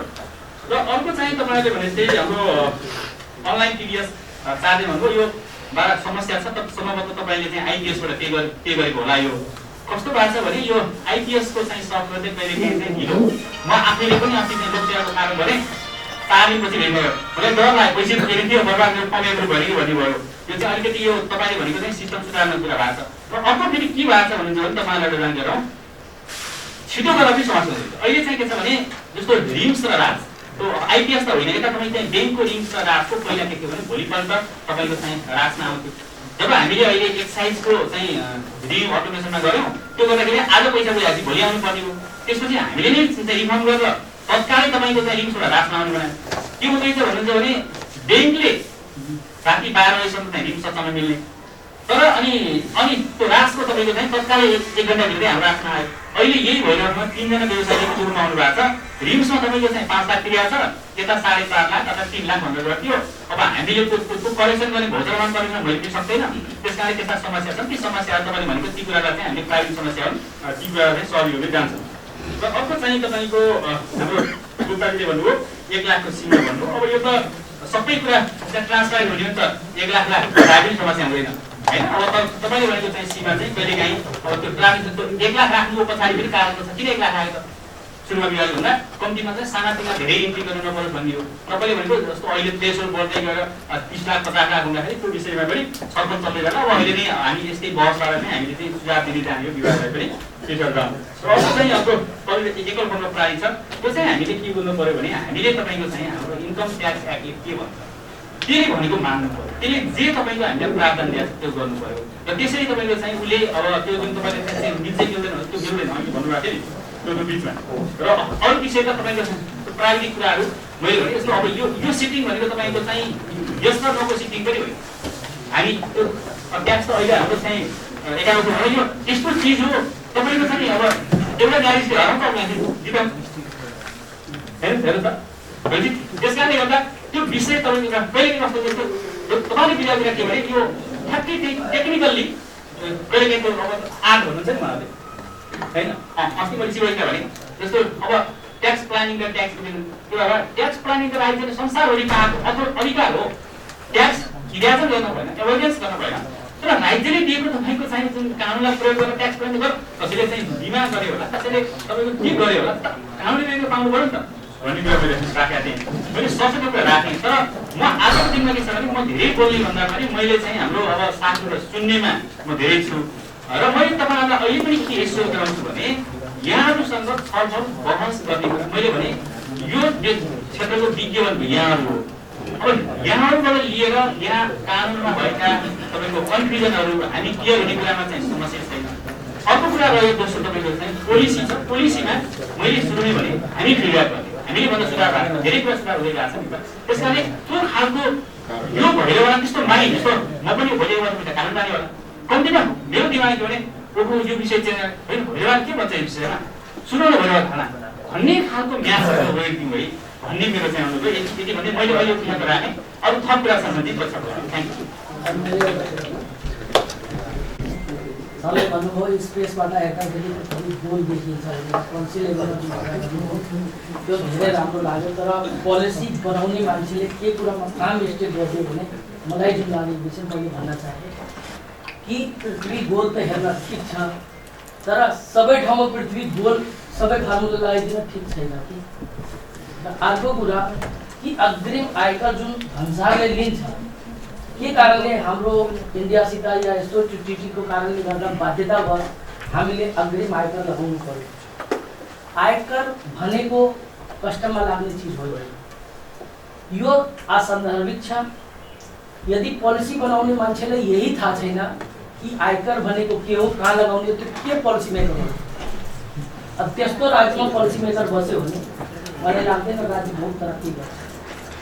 अर्को कुरा यदि त्यस्तो टाइपको सिचुएसन आइदियो भने हामी सीए पढ्दाखेरि पढेको कस्टम एक्टमा auxiliary duty, anti dumping duty, ad valorem duty, धेरै टाइपका ड्युटी हामी कस्टम ड्युटीमा पढेको। त्यसैले गर्दा त्यस्तो राज्यलाई आवश्यकता परेछ भने एन्टी डम्पिङ ड्युटी लगाउने या के यस्तो ड्युटी लगाम कि एउटा सर्टेन टाइमको लागि होस्। त्यो 12 महिनाको लागि अग्रिम कर उठाउने, व्यापारीलाई फसाउने, आफू पोलिसी मेकरले आफ्नो कर्तव्यबाट गल्ती गरेको त्यसलाई केही कारबाही नहुने यस्ता कुरामा मेरो ध्यान जाओस् मात्र भनाइ त्यति नै। Thank you. यसैमा एउटा के छ मुक्ति सरले भन्नुभएको कुरा एकदम जायज कुरा हो है, पनिसमेन्टको भन्ने कुरा गरिसक्नुभयो। तर कुरा के हो भने टाउको दुख्यो भने नाइटोमा औषधि लाएर निको हुँदैन के, त्यो समस्या हो। उहाँले भनेको कुरा के हो भने कृषकहरूले तपाईँको इन्डियासँग कम्पिट गर्न नसकेको कारणले गर्दाखेरि त्यो अघि आयकर लगाएको भन्ने उहाँको सोझो भनाइ हो। तर मेरो भनाइ के हो भने आजको दिनमा तपाईँको गहुँमा के अरे तपाईँको मल छर्न नसकेर किसानले गहुँ पाएको छैन, अनि हामीले किसान उत्पादनै गर्न नसक्ने, हाम्रो लागत चाहिँ पनि महँगो भइहाल्यो नि। हेर्नुपर्ने राज्यले त्यतातिर हो, एउटा कुराले उत्पादन बढाउनेतिर हो राज्यले हेर्नुपर्ने कुरा। यस्तो किसिमको नाजायज कुराहरू, सिद्धान्त विपरीत कुराहरू, अन्तर्राष्ट्रिय क्षेत्रमा नभएका कुराहरू लगाएर यो समस्याको समाधान हुन सक्दैन।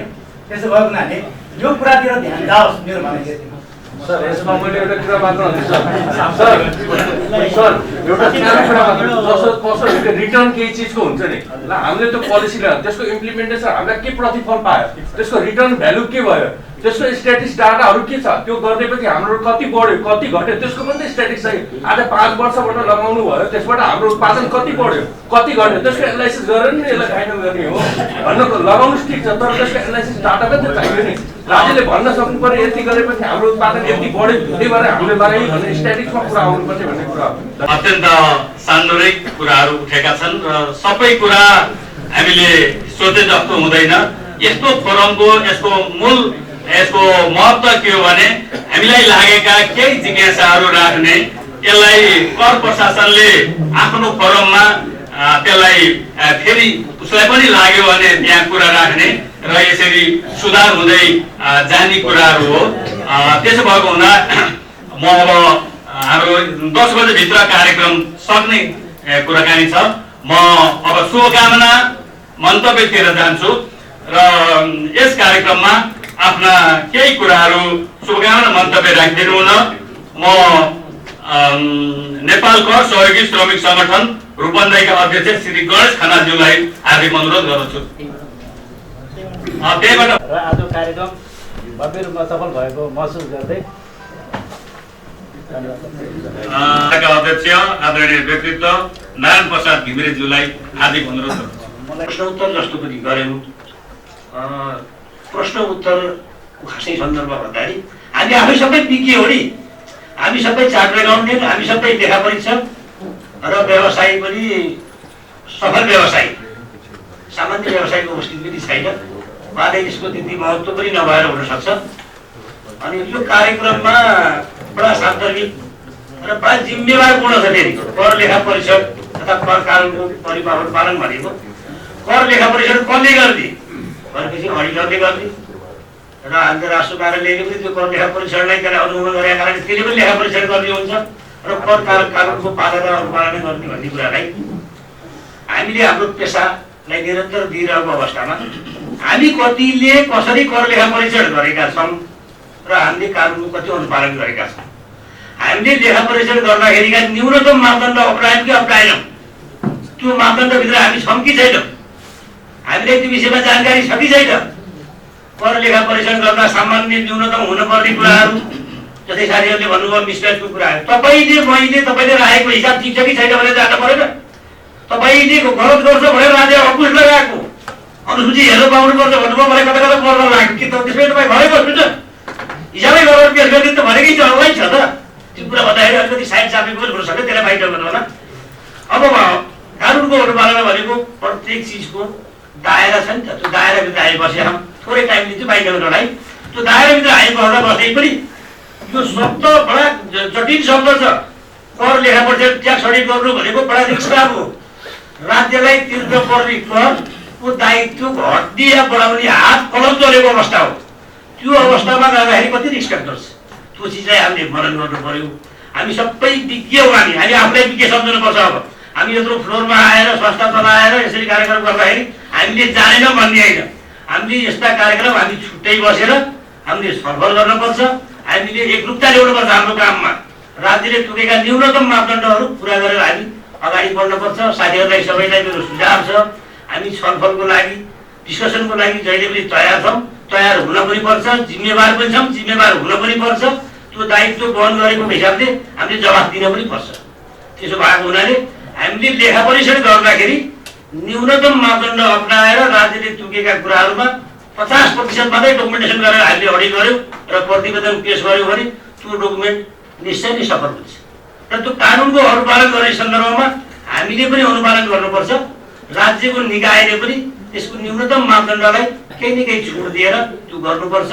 गरेको छ, हाम्रो सहकार्य रहन्छ। हामी आफू सुध्रियौँ, हामी व्यापारी सुध्रियौँ। सुध्रिसकेपछि एउटा चिया पसलेको हिसाब छ महिनाको, ठुलो व्यापारी चाहिँ 15 करोडको हिसाब गरेर चाहिँ मेरो 20 ब्याजमा भन्छ, माल बेचेको किनेको भन्छ, रेकर्ड छ नि त। पैसा आएको कुरा छ। अब 1 लाखसम्म कन्फ्युजकै कुरा आएको छ, त्यो पेमेन्टको कुरा छ। त्यो पेमेन्टलाई अनुपालन गर्ने कुराले कसरी पैसा आयो, माल बेचेर मात्रै भएन, समस्या छ भने सबैजनालाई हामी सबै बसेर छलफल गरौँ र यो कार्यक्रमको सफलताको कामना गर्दछु। र आयोजकलाई भनेको हामी आफै भयो, संयोजकलाई यो हल उपलब्ध गराइदिएर त्यत्रो महासभा गराइदिएकोमा पुनः धन्यवाद व्यक्त गर्दै बिदा हुन्छु। धन्यवाद। व्यापार संगठन रूपन्देही प्रस्तावित सिद्धार्थ चेम्बर अफ कमर्सका अध्यक्ष आदरणीय व्यक्तित्व श्री अनिल ग्यावलीज्यूलाई आफ्नो मन्तव्यको लागि हार्दिक अनुरोध। आजको खास मेन विषय भनेको जुन हामी जहिले पनि प्रत्येक वर्ष हामी कर सप्ताह कार्यक्रम मनाउँछौँ। यसबाट जुन करदाताहरूलाई परेका समस्याहरू, करदाताहरूलाई कुन कुन विषयमा कानुनले रोकेको छ, कुन कुन विषयमा उहाँहरू असन्तुष्ट हुनुहुन्छ र कर बुझाउँदा के समस्याहरू भएका छन् भनेर उहाँहरू मार्फत अडिटरहरूले राख्ने एउटा दिन हो। र यसमा कर कानुनका विषयहरू कुन कुन विषयहरू परिवर्तन भएका छन् र परिवर्तनमा कुन कुन विषयले कार्यान्वयन भएका छन् र कुन कुन कार्यान्वयन भएका छैनन् र कार्यान्वयनमा कुन केले रोकेको छ, कुन समस्या भएको छ भन्ने कुराहरू प्रमुख अतिथिज्यूले राख्नु भइसकेको छ। र म त के भन्न चाहन्छु भन्दा यहाँ उठेका हलबाट उठेका कुराहरू 1, 2, 3 गरेर त्यसलाई संशोधनमा पठाउनुपर्छ। धेरै कुराहरू आएका छन्, यसलाई हामीले अहिले पनि यसलाई ल भनेर संशोधनतिर गएनौँ र व्यापारीका कुराहरू, उद्योगका कुराहरूलाई संशोधन गएनौँ भने यो कहिले गर्न सकिन्छ त? यो सधैँ पनि हामीले कर सप्ताह गर्ने, अनि कार्यक्रम गर्ने, अनि जस्ताको त्यस्तै गर्न हुँदैन। संशोधन भएका पनि छन्, नभएका होइनन्। पहिलेबाट पुराना हामीले विगतदेखि अहिलेसम्म धेरै परिवर्तन भएको छ, धेरै सिस्टममा आएको छ। घरमा बसी बसी हामीले कर बुझाउन पाएका छौँ, ब्याङ्किङ प्रणाली भएको छ। यसमा हामी अत्यन्तै स्वागत गर्छौँ। तर पनि सानातिना कुराहरूमा हामी अल्झिरहेका छौँ। सानातिना कुराहरू जुन साना व्यवसायहरूले आएर यहाँ कर कार्यालयमा आएर आफ्नो कर तिरेर जाने वातावरण अझै पनि छैन। उसले पनि बाहिर ल मेरो कर बुझाइदिएन भन्ने वातावरण छ। यसलाई रोक्नको लागि कसरी हुन्छ हामी लाग्नुपर्छ र डोर टु डोर गएर कर वसुल्न सकिन्छ कि अथवा उद्योग व्यवसायहरूलाई उनको घरमा, उनको फर्ममा गएर तपाईँहरूलाई यति छ यो नवीकरण लिनुहोस् भनेर हामीले डोर डोरमा लगेर राखेर गर्न सकिन्छ कि नवीकरण एउटा कस्तो सामान्य हामीलाई व्यापारीहरूले के छौँ भन्ने गरेका छन् नि 5 नम्बर लिनलाई के गर्नुपर्छ, कसो गर्नुपर्छ, 20,000 लाग्छ भने 10,000 लाग्छ भने भन्ने हामीलाई सुनिसकेको उनीहरूलाई जनचेतना भएन। एउटा टोल टोलमा कमसेकम एउटा एरियामा गएर उनीहरूलाई उद्योग व्यवसायलाई जानकारी गराएर तपाईँलाई यति पैसा लाग्छ, तपाईँलाई अहिले भर्खरै तपाईँले फर्म भर्नु, तपाईँले भर्खर पैसा जम्मा, तपाईँलाई भर्खर हामीले यही ल्याइदिन सक्छौँ, तपाईँको 5 नम्बर हामीले यही दिन सक्छौँ भन्ने एउटा वातावरण सिर्जना गर्न सकियो भने हामीले सबैलाई समेट्न सकिन्छ। अहिले पनि के छ भन्दा मलाई हिजो मात्र एकजना व्यापारीले के भन्नुभएको थियो, 17,000 मागेको छ, के गर्ने भने तपाईँले पैसा लाग्दैन। पहिला सुरुमा 5 नम्बरले त पैसा लाग्दैन। नगरपालिकामा तपाईँले जुन एग्रिमेन्ट गर्नुपर्छ भाडाको सौदा गर्नु त्यसको 10% लाग्छ र सुरुमा 5 नम्बरले त पैसा लाग्दैन उहाँहरूलाई भने। किन उहाँहरूले 17,000 लाग्छ, 20,000 लाग्छ, यस्तो कुराहरू यसलाई कमसेकम एकचोटि टोलमा गएर यति लाग्छ है, यति लाग्छ। तपाईँलाई यही नै डोर टु डोर पनि तपाईँले प्रमाणपत्र लिन सक्नुहुन्छ। जस्तो हामीले उद्योग व्यापार संगठन रूपन्देहीले पनि के गर्यो भन्दाखेरि डोर टु डोर गएर प्रमाणपत्र दिने, सदस्यहरूलाई डोर टु डोर गएर प्रमाणपत्र दिँदाखेरि सहज रूपमा उहाँहरूले लिएर अर्कोचोटि नवीकरण गर्न आउँछ, उहाँलाई जानकारी हुन्छ नि त। अहिले जानकारी छैन, डर तरासु घटेको छैन। अझै पनि उद्योगी व्यवसायहरूलाई, ठुला उद्योगी व्यवसायहरूले त आफ्नो सहजकर्ता राख्नुपर्छ। उहाँहरू आउँदा पनि आउनुहुन्न, उहाँहरू आफै यहाँ अडिट हुन्छ, आफै बुझाइन्छ। तर साना उद्योग व्यवसायहरू अझै पनि डर तरास घटेको छैन र धेरै साना उद्योगी व्यवसायहरू अझै पनि करमा समावेश हुनुभएको छैन, उहाँहरूले 5 नम्बर लिनुभएको छैन। र यसमा मैले अन्तिममा के भन्न चाहेँ भन्दाखेरि हामीले जुन 1 गतेदेखि 7 गतेसम्म कर सप्ताह भव्य रूपमा कर सप्ताह कार्यक्रम भइरहेको छ, प्रत्येक वर्ष यसरी भइरहन्छ। यसलाई उत्सवको रूपमा हामीले मनाउनुपर्छ, एउटा हाम्रो उत्सव हो। र यसको मुख्य उद्देश्य भनेको कर लिने र कर दिनेलाई सहजीकरण गर्नु हो। जति नै हामीले कार्यक्रम जति ठुला कार्यक्रम गरे पनि यसको मुख्य उद्देश्य भनेको कर लिने र कर दिनेलाई सहजीकरण गर्नु यसको मुख्य उद्देश्य हो। र करमा परिवर्तन भएका नीति नियमहरूको जानकारी गराउनु, कतिपय जानकारी हुन सक्दैन भएन, र कार्यान्वयन नभएका नियमहरू कार्यान्वयन गराउनु र कुन नीति नियम कार्यान्वयनमा कठिनाइ भएको छ त्यसको बारेमा छलफल गरेर संशोधनतिर लैजानु यसको मुख्य उद्देश्य हो। र करदातालाई परेका समस्याहरू र नीतिहरू लगायतलाई संशोधन गरेर जानु। छुट सुविधाको बारेमा पनि सम्पूर्ण जानकारी छैन, यो बारे जानकारी गराउनु पर्छ। र समयमा कर नतिर्नेलाई जरिवानाको सिस्टममा पनि भर्खरै प्रमुख अध्यक्षले जानकारी गराउनु भएन। समयमा कर नतिर्नेलाई के छ जरिवाना त्यसको बारेमा जानकारी गराउँदा राम्रो हुन्छ। र कतिपय लेखा राख्दाखेरि अर्कै समस्याहरू छन्, यहाँ आएन कुराहरू, यो कुराहरूमा पनि समस्याहरू आएको बेलामा प्रमुख अध्यक्षले अवश्य भन्नुहुन्थ्यो होला। र करदाताहरूलाई स्वयं आएर कर तिर्ने वातावरण सिर्जना गर्नुपर्छ। स्वयं आएर कर तिर्ने वातावरण सिर्जना त अलि हिजो जस्तो 2 दिन लाग्ने 3 दिन लाग्ने यस्तो पनि छ, दिनभरि भिडभाड हुने, त्यो कमसेकम सहज रूपमा ब्याङ्किङ काउन्टर 2टा राख्न सकिन्छ कि त्यो तरिकाले हामीले गर्नुपर्छ। र एकीकृत कर प्रणालीमा छिटोभन्दा छिटो हामीले लागू गर्नुपर्छ। जस्तो कर बुझाउनलाई हामीले 2-3 ठाउँ जाने, अब नगरपालिका जाने, अब राजस्व कार्यालय अनि अन्त घरेलुमा बाँडिदिनु भनेर एउटै ठाउँमा वान डोर सिस्टमले उद्योग व्यवसाय सर कर बुझाएर जाने वातावरण सिस्टम गर्नुपर्छ।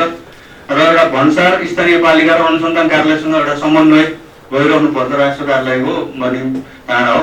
र हामीलाई यो करमा अलिकति समस्या परेको खुला सिमानाले पनि गर्दा यसलाई व्यवस्थित गर्न कसरी लाग्नुपर्छ, हामीले यहाँबाट एउटा सुझाव दिएर हाम्रो केन्द्रमा पठाउनुपर्छ भन्दै एउटा जुन भिडभाड रहित तरिकाले कर बुझाउने वातावरण सिर्जना गर्नुपर्छ। यहाँ कर बुझाउन म पनि 2-3 चोटि आएँ, तर दिनभरि 2 दिनसम्म लाग्छ। एउटा सामान्य एउटा पान नम्बर रिन्यू गर्नु पऱ्यो भने 2 दिन लाग्छ, तर यसलाई अलिकति विचार गर्नुपर्छ भन्दै सम्पूर्ण कुराहरू यहाँ उठेका कुराहरू संशोधन भएर फेरि अर्कोचोटि आउँदाखेरि यिनी कुराभन्दा अरू बेग्लै टपिसका कुराहरू हामीले सुन्न पाइयोस्। अन्त्यमा यस कार्यक्रमको भव्य रूपमा सफलताको शुभकामना दिँदै फेरि पनि सम्पूर्णलाई हार्दिक नमस्कार गर्दै म बिदा हुन्छु। नमस्कार। सिद्धार्थ उद्योग वाणिज्य सङ्घको तर्फबाट आफ्नो मन्तव्य राखिदिनु हुन म अध्यक्ष हिस्मा नेउपाने सर्वज्ञजीलाई आज अनुरोध गर्छु। अघि सरले भन्नु सिद्धार्थ यो चाहिँ अहिले महत्त्वपूर्ण सेन्टरमा आएको छ। रूपन्देही जिल्ला नेपालको चाहिँ नि आर्थिक उसमा चाहिँ नि महत्त्वपूर्ण भूमिका खेलेको छ। हामी अन्तर्राष्ट्रिय विमानस्थल यही बनिरहेको छ, हाम्रो बुद्धको चाहिँ नि जन्मस्थल यही भएपछि गर्दा अहिले हिजो नाकाबन्दीमा पनि महत्त्वपूर्ण भूमिका खेल्यो सिद्धार्थ चाहिँ नि त्यो हाम्रो नाकाले सिद्धार्थ उद्योग त्यसमा महत्त्वपूर्ण भूमिका। म आफैलाई 10 दिनसम्म बसेर त्यहाँदेखि अब नाम नभनौँ त्यति बेलाका चाहिँ मधेस आन्दोलनका नेताहरूले तपाईँहरूले एक-एकलाई हामीले चाहिँ ठिक गर्छौँ भनेको म त्यति बेला महासचिव थिएँ, मेरो चाहिँ अध्यक्ष हुनुहुन्थ्यो। हाम्रो उद्योग वाणिज्यमै अब त्यो लाइफ लाइनको रूपमा यो सिद्धार्थ चाहिँ उद्योग वाणिज्य भूमिका खेल्यो। त्यति बेलाको कारणले नै धेरै उद्योग व्यवसायहरू डाइभर्ट भएर यहाँ आएको स्थिति छ। अनि हामीले योलाई बरकरार राख्नलाई अहिले पनि उद्योग व्यवसायले दुःख पाउनु भएको छ। त्यही कारणले किनभने आइसिपी बन्न सकेको छैन। अन्त क्षेत्रका चाहिँ उद्योग व्यवसायहरू यता चाहिँ अब जसले चाहिँ हिजो राज्यलाई चाहिँ रिडिङ गरेका चाहिँ विराटनगरका चाहिँ ठुला उद्योगीहरूले यो क्षेत्रलाई चाहिँ फेरि अब मुभ हुन्छ के अरे बुम हुन्छ भन्ने स्थितिले हाम्रो आइसिपी चाहिँ भारतमा चाहिँ जग्गा नकिनेको हुनाले त्यो भएको छैन। हाम्रा उद्योग व्यवसायका चाहिँ गाडीहरू चाहिँ 7 दिन 8 दिनसम्म चाहिँ बाहिर लाइन लागेको छ भने यो स्थिति यो हो। कारण हामीले चाहिँ आफ्नो काम गर्ने क्रममा धेरै कुराहरू जुन चाहिँ अप्ठ्याराहरू छन् हामीले यहाँ उठायौँ र हामीले चाहिँ सर मार्फत र हामीले चाहिँ अडिटरहरू मार्फत हामीले गऱ्यौँ भने सबभन्दा पहिला हामी अब कहाँ चाहिँ जानुपर्छ भने उद्योगिक व्यवसायहरू र हामी चाहिँ सचेत हुनुपर्छ। हामी नै एकाउन्टेन्ट र अघि उठेको कुरामा मैले कहाँनिर जोड्दा जाने हामी प्रत्येक कुरा गर्दाखेरि हामीले हाम्रो अडिटर र हाम्रा चाहिँ एकाउन्टेन्टहरूलाई अन्तिम फाइनल हिसाब बुझाउने त अडिटर हो भने उहाँ चाहिँ म यो गर्दैछु है भन्ने कुरा उहाँसँग जानकारी गराएर गऱ्यो भने हामीले कोही समस्या नहोला। जस्तै 50 लाखभन्दा बढी काम निर्माण गर्ने कुराहरूमा कुरा आयो, हामीले त्यही काम गरिसकेपछि अनि बल्ल चाहिँ अन्तिममा दिँदाखेरि समस्या हुँदो रहेछ भन्ने कुरा हामीले यहाँ बुझ्यौँ त भने हाम्रा चाहिँ उद्योगी व्यवसायले हामीले गएर बुझायौँ भने तपाईँले कुनै पनि काम गर्दै हुन्छ तपाईँको फाइनल लेखापालले राखेको कुराहरू टाइम टु टाइम तपाईँले अडिटर त तपाईँले फिक्स गर्नुभएको छ। प्रत्येक वर्षको अडिट तपाईँले फिक्स गरिसक्नु चाहिँ लेखापालसँग अडिटरको चाहिँ प्रत्येक दिनको अथवा नसके 15 दिनको अथवा 1 महिनाभित्रमा यो भइरहेछ है भनेर उहाँलाई जानकारी गराउन उहाँले टिकट गर्छ। तपाईँ सहयोग गर्नु सही हुनुहुन्छ त। किन हामी नै अपडेट हुनुपर्ने कुरा मैले महसुस गरेको छु। यो भन्दै यो 10औं राष्ट्रिय कर दिवस तथा यो चाहिँ नि सप्ताहको चाहिँ नि शुभकामना छ। यसलाई चाहिँ हामीले चाहिँ नि वर्षैभरि हाम्रा कुराहरूलाई गर्नेलाई अझै चाहिँ हामी चाहिँ अशिक्षित छौँ, अझैलाई चाहिँ जनसत्तामा पुर्याउनु पर्छ, उद्योग व्यवसायमा पुर्याउनु पर्छ र तपाईँहरूले खेलेको भूमिकालाई तपाईँहरूलाई परेको अप्ठ्यारो हाम्रै उद्योगिक व्यवसायलाई सहयोग गर्ने तपाईँहरू हो। त्यसमा तपाईँहरूले यसो गरिदिनु भएन भने तपाईँलाई समस्या पर्छ भन्ने कुराहरूलाई जानकारी गराउनुको लागि यो कार्यक्रमहरू भइरहेको छ। राज्यले कर उठाएर मात्रै चाहिँ धनी हुँदैन भन्ने कुरा अघि आइसक्यो। अन्य स्रोतहरू नभए उहाँले करतिर गएको, अन्य स्रोतहरूलाई भविष्यमा हामीले चाहिँ हाम्रो देशले चाहिँ पर्यटनबाटै चाहिँ नि राज्य समृद्धि हुने हो, अझ उपाय छैन हामीसँग।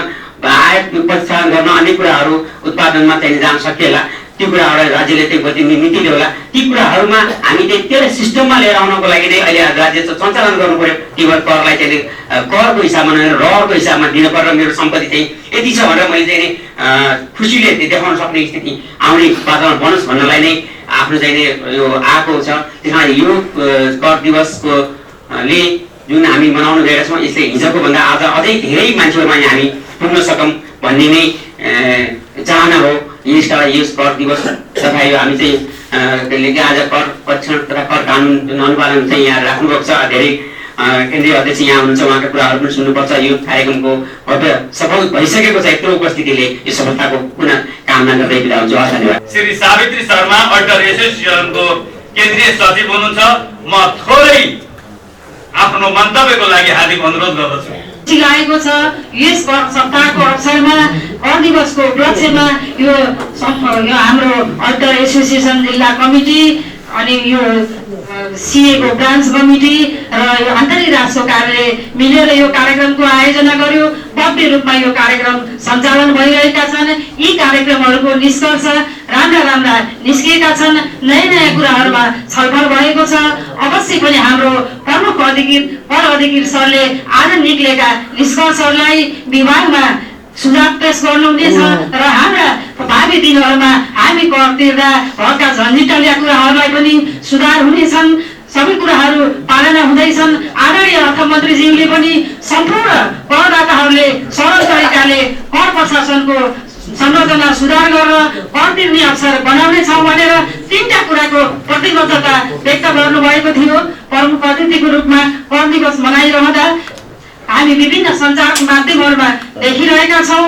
यहाँ धेरै कुराहरू उठिसकेका छन्। पूर्वोक्ता मित्रहरूले धेरै कुरा उठाउनु भयो। आदरणीय शिवहरी सरले पनि यी करमा संरचनामा चेन्ज भएका कुराहरू सबै भनिसक्नु भएको छ। मैले कसैले सम्बोधन नगरेको एउटा मात्रै कुरा राख्न के चाहन्छु भने गत वर्ष र यस वर्ष यो करमा कुनै पनि यो पारिश्रमिक आयकरको दायरा करको सीमामा चेन्ज हुन सकेन। खर्च बढेर कहाँ पुगिसक्यो। एकल दम्पतिको सीमा जहाँको तै छ। यो कुरामा पनि राज्यले ध्यान दिनुपर्छ।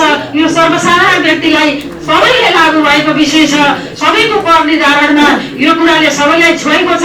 त्यही भएर आदरणीय प्रमुख अतिथिज्यूले यो निष्कर्षलाई यो कुरामा चाहिँ गहन छलफल भएको थियो। राज्यले यसलाई पनि ध्यान दिन जरुरी छ भनेर बुढामा राख्नुहुनेछ भन्ने मैले आशा लिएकी छु। यसको लागि म सञ्चालकज्यूहरूलाई केन्द्रीय अल्टर एसोसिएसनको तर्फबाट हार्दिक आभार व्यक्त गर्दै यो कर सप्ताह पूर्ण रूपमा सफलताको शुभकामना दिँदै मेरो 2 शब्द यही अन्त गर्न चाहन्छु। धन्यवाद। नमस्कार। नेपाल चार्टर्ड एकाउन्टेन्ट सङ्घ एकानका केन्द्रीय अध्यक्ष श्री आनन्दराज शर्मा वाग्लेज्यूलाई आफ्नो सार्वजनिक मन्तव्यको लागि हार्दिक। हाम्रो कर अधिकृत सरले भनिसक्नुभयो। हाम्रो अब्जेक्टिभ चाहिँ रेभेन्यू कलेक्सनको मात्रै होइन, अब इन्टरनेसनली तपाईँको समृद्ध मुलुकहरूको कर जिडिपीको रेसियोमा र हाम्रो जिडिपीको रेसियो हेर्दा हाम्रो अझै बढी छ। तर पनि हाम्रो अब चाहिँ इम्पोर्ट बेस्ड इकोनोमी भएको हुनाले हामीलाई बाध्यता छ भन्ने कुराहरू पनि छ। त्यसमा चाहिँ अब त्यो एकदमै सही कुरा हो। हामी अल्टिमेटली करको दायरा बढाउँदै ट्याक्सलाई चाहिँ घटाउनुपर्छ। अब यसमा आजको यो विषयवस्तुमा चाहिँ 3टा विषयवस्तु हामी 3टा क्षेत्रले चाहिँ बुझ्नुपर्ने कुरा। एउटा लेखा व्यवसाय हाम्रो दायित्व के त, यसमा चाहिँ करदाता कर प्रशासकको दायित्व के र त्यसमा चाहिँ व्यापार व्यवसायको दायित्व के भन्ने कुरामा एउटा चाहिँ अब हामीले अन्तर्मनले चाहिँ यसलाई चाहिँ आलोचना गर्ने, अन्तर्मनले यसलाई चाहिँ स्वीकार्ने र रेस्पोन्सिबिलिटी बिहोर्ने दिन पनि हो। त्यसको अर्थमा यो सप्ताहभरि हामी यसरी आत्मालोचना गरेर हाम्रा कमी कमजोरीहरूलाई यहाँ कतै कमी कमजोरी भएका छन् भने त्यसलाई सुधार्ने वातावरण बन्ने भएको हुनाले त्यो महत्त्वपूर्ण छ। म त्यस अर्थमा तीनटै वर्गमा चाहिँ हाम्रो आत्मालोचना र रेस्पोन्सिबिलिटीको बारेमा केही कुराहरू राख्न चाहन्छु। हामीले अब कर प्रशासनकै कुरा गर्दाखेरि कर प्रशासन अघि मैले भनिहालेँ कानुन त लेखेको एउटा लकीर हो, त्यसमा चेन्ज गर्नै सकिँदैन। तर त्यो भन्दै गर्दा लेख्ने कानुनहरू चाहिँ न्यायोचित छैनन्, यथार्थपरक छैनन्, अथवा हामीले चाहिँ डुइङ बिजनेस अथवा व्यापार व्यवसाय अल्टिमेटली हामीले कर राज्यको स्रोत भनेको राजस्व, ठुलो स्रोत भनेको राजस्व। त्यसलाई उत्पादकत्व त्यसलाई चाहिँ त्यो राजस्व सङ्कलन गर्ने भनेको व्यापार व्यवसाय उद्योग साथीहरू भने उहाँहरूलाई सबभन्दा पहिला सुरु फेसिलिटेट गर्न हामीले सकिएन भने त्यो अब कस्तो भने आयकर भनेको कस्तो भने आँपको रुख हुन्छ, आँपको रुखबाट फल्ने आँपमा कर लाग्ने हो। आँपै बेचेर आँपको रुख बेच्दाखेरि कर लाग्दैन। त्यही भएर हामीले आयकर पढ्दा पनि तपाईँहरूलाई ज्ञान छ होला, कति कुरा चाहिँ कर पढ्दै जाँदाखेरि कता चाहिँ कर लाग्ने छ भनेर हुन्छ, कतै चाहिँ छुट हुनेछ भन्छ। कारण किन भन्दाखेरि आँपमा कर लाग्छ, रुखमा छुट हुन्छ। त्यस कारणले त त्यो छुट लागेको कुरामा जबसम्म ऐनले त्यो स्पेसली कर लाग्दैन भन्दैन तबसम्म लाग्छ। त्यस कारणले मैले यो कुरा किन भनिरहेको भन्दाखेरि त्यो व्यापार व्यवसायलाई चाहिँ एउटा चाहिँ हामीले चाहिँ संरक्षण गर्ने, त्यो व्यापार व्यवसायको डुइङ बिजनेसलाई सहजीकरण गर्ने र त्यस्ता नीतिले चाहिँ त्यो व्यापार व्यवसायहरू अलिक फस्टाउने नीति हामीले ल्याउन सकिएन भने मूलत हाम्रो व्यापार व्यवसाय उद्योग अथवा सर्भिस सेक्टर चाहिँ बिस्तारै विलिन हुँदै जान्छ। त्यस अर्थमा चाहिँ न्यायोचित रूपमा चाहिँ हाम्रो एउटा चाहिँ कर प्रशासनले चाहिँ त्यसरी नीति लिएर आउनुपर्ने हुन्छ। अहिले विभिन्न दुई तिनवटा कुराहरू अहिले हाम्रो अहिले एडभान्स ट्याक्सका कुराहरू, अनुसूचित 10 का कुरा लगायत हामी जुन अहिले आइटीमा अहिले विभाग आइटीमा चाहिँ जाँदै गर्दाखेरि कति कुराहरू चाहिँ हामीले न्यायोचित कुराहरूलाई पनि मिचिरहेका छौँ कि अथवा ती प्रशासन सम्बन्धी कुराहरू पनि त्यो चिज कति हामीले आफूलाई आइटीमा इन्टिग्रेट गर्दै गर्दा प्रिन्सिपल बेसमै कति हामी चुकिरहेका छौँ कि भन्ने कुराहरू पनि अब लेखा प्रशासनले चाहिँ एउटा चाहिँ आत्मालोचना गर्नुपर्ने हुन्छ। किनभने अहिले हामीले वास्तवमा हामीले चाहेको पनि ट्रान्सपेरेन्सी नै हो। ट्रान्सपेरेन्सीले आइटीले नै ट्रान्सपेरेन्सी ल्याउँछ। हामी जति पनि व्यवसायहरू छन् आफ्नो स्व घोषणा गरिरहेका छौँ करलाई, त्यो घोषणा गरेका चिजलाई चाहिँ विभागले सबैले पारदर्शी रूपमा देख्न पाउनुपर्छ। त्यही अन्तर्गत आइटीलाई प्रयोग पनि गरिएको छ र अहिले हामीले गर्दै गर्दा एडभान्स ट्याक्सको क्लेम गर्ने पद्धति पनि स्वत अटोमेसनमा आउने पद्धतिमा हामी आइसक्यौँ। त्यो अटोमेसनमा आउँदै गर्दाखेरि कति कुराहरू अब प्रिन्सिपल अफ नेचुरल प्राकृतिक न्यायको सिद्धान्त विपरीत पनि हुन सक्ने कुराहरू पनि छन्। जस्तै हाम्रो अधिकार भनेको स्वयं कर डिक्लेयर गर्ने अधिकार, करदाताले स्वयं डिक्लेयर गर्ने अधिकार हो र त्यसलाई चाहिँ एउटा कर प्रशासनले चाहिँ ऱ्यान्डमली सेलेक्सन गरेर अडिट गर्ने एउटा प्रोसेस हुन्छ। त्यसमा चाहिँ करलाई त अल्टिमेटली डिक्लेयर गर्ने अधिकार त ट्याक्स पेयरकै हो। त्यस अर्थमा हामीले जब एडभान्स ट्याक्स क्लेम गर्छौँ, एडभान्स ट्याक्स क्लेम गर्दाखेरि मेरो एडभान्स ट्याक्स कुनै पार्टीले काटेको छ र त्यो पार्टीले बुझाइदिएन भने मैले मेरो डिक्लेरेसन जानी गल्ती गर्नुपर्ने अहिलेको सिचुएसनले चाहिँ त्यो क्रिएट गरेको छ। भने मिनिङ देयर बाई हाम्रो अटोमेसनमा जाँदाखेरि मेरो सेल्फ डिक्लेरेसनै गल्ती भर्न पर्ने, मैले जानी फल्नाले नबुझाइदिएको कारणले मेरो सेल्फ अटोमेटेड सिस्टमले त मेरो एडभान्स ट्याक्स देखाएन र मेरो रिटर्न नै त्यही हो भन्दाखेरि त हामी त्यो न्यायोचित हिसाबले चाहिँ करदाता चाहिँ त्यो न्यायबाट मर्यो कि भन्ने एउटा प्रिन्सिपल बेसमा चाहिँ त्यो इस्युजहरू छ र हामीले त्यो विभागमा पनि कुराहरू उठाएका छौँ। यी कुराहरू चाहिँ एकदम न्यायपरक चाहिँ हुनुपर्छ भन्ने कुरा नै हो। अघि उठ्यो एडभान्स ट्याक्सका पनि सर्कम भेरिङ ड्युटीहरू उठाए हुन्छ अथवा अरू एन्टी डम्पिङ ड्युटीका कुराहरू उठाए हुन्छ, तर पर्चेजमा पनि इन्कम ट्याक्स भन्ने कुराहरू ती पनि न्यायोचितहरू नहोलान्। ती कुराहरूलाई पनि हामीले त्यसको अल्टरनेटिभ मेजर्सहरू के हुन सक्छ भने उठाउन सक्छौँ। अघि एउटा गुप्ता सरले अब भन्दै हुनुहुन्थ्यो हाम्रो एडभान्स ट्याक्समा हामीले तिरेको राज्यले 2 दिन मात्रै ढिलो भयो भने हामीलाई ब्याज उठाउँछ, हामीलाई पेनल्टी लगाउँछ भने मैले दिएको एडभान्स ट्याक्सको पनि इन्ट्रेस्ट पाउनुपर्छ भन्ने त्यो एकदम जायज कुरा हो। किनभने त्यो न्याय फरक नै हुन्छ, राज्यले पनि दिनुपर्छ, राज्यले लिने हिसाबले राज्यले पनि दिनुपर्छ। त्यो न्याय चाहिँ त्यो हिसाबले चाहिँ राज्य अगाडि बढ्छ भन्ने नै हाम्रो हो। र यो चाहिँ आत्मालोचना गर्ने क्रममा राज्य प्रशासनले पनि यो कुरा न्यायोचित कुराहरूलाई बुझ्नुपर्छ।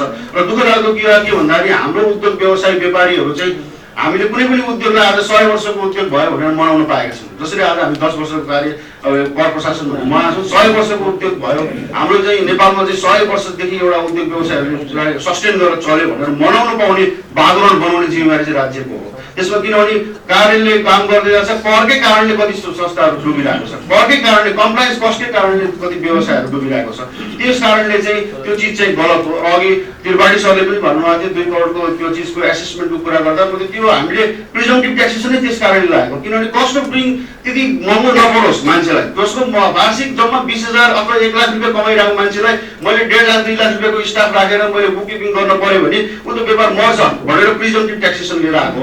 त्यस कारणले चाहिँ त्यसमा पनि अब अघि अरुण सरले भने जस्तो त्यो त्यसको ग्रस रिसिटको त्यो जिम्मेवारी चाहिँ त्यो सम्बन्धित व्यक्तिले बोक्नै पर्छ, किनभने त्यो जिम्मेवारी त देखाउनै पर्यो, किनभने त्यो चिज हो होइन भन्ने यकिन चाहिँ त्यो चाहिँ करदाताले देखाउनु पर्छ। कर प्रशासनले त तपाईँले गर्नु भएन भन्ने नै हो। कर प्रशासनले तपाईँले गर्नु भएन भन्दाखेरि तपाईँसँग सही उत्तर भयो भने तपाईँ न्यायपरक हिसाबले बद्नुभयो। तर पहिलो प्रश्न नै तपाईँले ठग्नुभयो भन्ने प्रश्न आउँछ नै। ठगेको छ भने चाहिँ डराउनु पर्यो, ठगेको छैन भने खुला रूपमा चाहिँ आउनु पर्यो। त्यसमा चाहिँ अडिटर्स लगायत हामी लेखा व्यवसायीहरूले पनि त्यसको चाहिँ डिफेन्ड गरिदिने, क्लाइन्टलाई डिफेन्ड गर्ने, क्लाइन्टको कुराहरूलाई अगाडि बढाउने कुरामा चाहिँ हाम्रो चाहिँ ठुलो भूमिका हुन्छ। र अब यो चाहिँ अब कर प्रशासन र हाम्रो न्यायोचितको कुराहरूमा भयो भने हामी लेखा परीक्षण गर्ने लेखा व्यवसाय साथीहरूको पनि त हाम्रो आत्मालोचना र लेखा गर्नुपर्छ। यो दिनमा, यो पवित्र दिन भनौँ, यस दिनमा हामी छलफल गर्दै गर्दा हाम्रा कमी कमजोरीहरू, हाम्रो आत्मालोचना, हाम्रो रेस्पोन्सिबिलिटी हामीले बिहोर्ने कुरामा चाहिँ हामीले चाहिँ हाम्रो शुद्धिकरण भनेको के हो, पेसाको शुद्धिकरण भनेको के हो त? लेखा परीक्षण भने के? लेखा परीक्षण भनेको त अलि तपाईँको ओपिनियन दिने हो। फाइनेन्सियल स्टेटमेन्ट बनाउने, वित्तीय विवरण बनाउने जिम्मेवारी त व्यापार व्यवसायकै हुनुपर्छ। व्यापार व्यवसायले बनाएको खातापातालाई अवलोकन गरेर आफ्नो एउटा राय दिने मात्रै अडिटरको काम हो भने त्यो राय दिने वातावरण बनाउने अथवा त्यो किताब राख्ने वातावरण बनाउनमा हाम्रो भूमिका हुन सक्ला। त्यसमा अडिटरको लेखा परीक्षणको भूमिका भन्दा अलग भूमिका हो।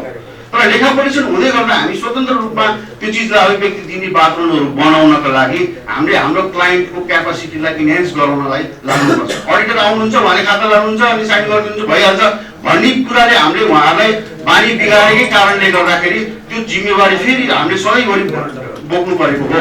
त्यस अर्थमा हाम्रो आफ्ना क्लाइन्टहरूलाई आफ्नो स्वत आफ्नो एउटा त्यसमा चाहिँ सिस्टम बनाउनुहोस्, एकाउन्टिङ सिस्टम राख्नुहोस्, त्यो एकाउन्टिङ सिस्टम अनुसार फाइनेन्सियल स्टेटमेन्ट बनाउन सिकाउनुहोस्। उहाँको क्लाइन्टले कसैले सिक्दैन भने उहाँलाई पढाउनुहोस्, ट्रेनिङ दिनुहोस् र उहाँको चाहिँ एउटा एकाउन्टिङ एउटा बुक चाहिँ एटलिस्ट बन्न सक्ने एउटा वातावरण बनाउँ। जबसम्म बुक्स चाहिँ प्रिपेयर इन्डिपेन्डेन्टली हुँदैन, हामी जतिसुकै ठुला गफ गरे पनि लेखा परीक्षण कुनै पनि बेला मध्यमा पर्न सक्छ। त्यस अर्थमा हाम्रो अब तपाईँले ऐनको कुरा गर्नुभयो भने अहिले लेखा परीक्षण कर भन्ने त छ, एउटा रोचक कुरा म गर्न चाहन्छु। लेखा परीक्षण कर भन्ने हाम्रो इन्टायर इन्कम ट्याक्स एक्टमा छैन। लेखा परीक्षण कर भन्ने कुरा, लेखा परीक्षक भन्ने शब्दै छैन। अन्ली कहाँ छ भन्दाखेरि जहाँ मतिया छ त्यहाँ मात्रै छ। लेखा परीक्षक भन्ने शब्द इन्टायर तपाईँले कर लेखा परीक्षक भनेर कहीँ पनि देख्नुहुन्न। किन भन्दाखेरि यो त सम्बन्धित ऐन अन्तर्गतै गरिने हो र यसमा चाहिँ मटेरियली तपाईँको इन्कम ट्याक्सको अथवा इन्कम ट्याक्स भ्याट अथवा सम्बन्धित ऐनको लायबिलिटी चाहिँ एउटा फाइनेन्सियल स्टेटमेन्ट मटेरियली असर पर्दा पनि अडिटरले आफ्नो कुरा राखेन भने पर्ने कुरा हो। र यसलाई अहिले चाहिँ लेखा परीक्षण पर्नै भनेर विशुद्ध अडिटरलाई रेस्पोन्सिबल बनाएर अगाडि बढ्ने कुरामा चाहिँ नीतिगत रूपमा चाहिँ ऐनलाई नै इनेक्ट गर्ने लाइनमा पनि अहिले हामी अगाडि बढिरहेको छौँ। त्यसले त्यो नगर्दासम्म हाम्रो जिम्मेवारी छैन। मैले के भन्छु भने कति धेरै ठाउँमा मैले देख्छु अडिटर भनेर साइन त्यतिकै गर्ने पनि छ। जबसम्म त्यहाँ नाम लेखिँदैन साइन नगर्नुहोस् भन्छु म अडिटरहरूलाई पनि, अडिटर साथीहरूलाई पनि, सिए साथीहरूलाई पनि। आफ्नो नाम नलेखेको ठाउँमा इनिसियल गर्नुहोस्, साइन गर्नुहोस् भने जस्तै हाम्रो इन्टायर ऐनमै लेखा परीक्षक भनेर जहाँ लेखेको छैन भने लेखा परीक्षक कर लेखा परीक्षक प्रतिवेदन भन्ने हुँदैन।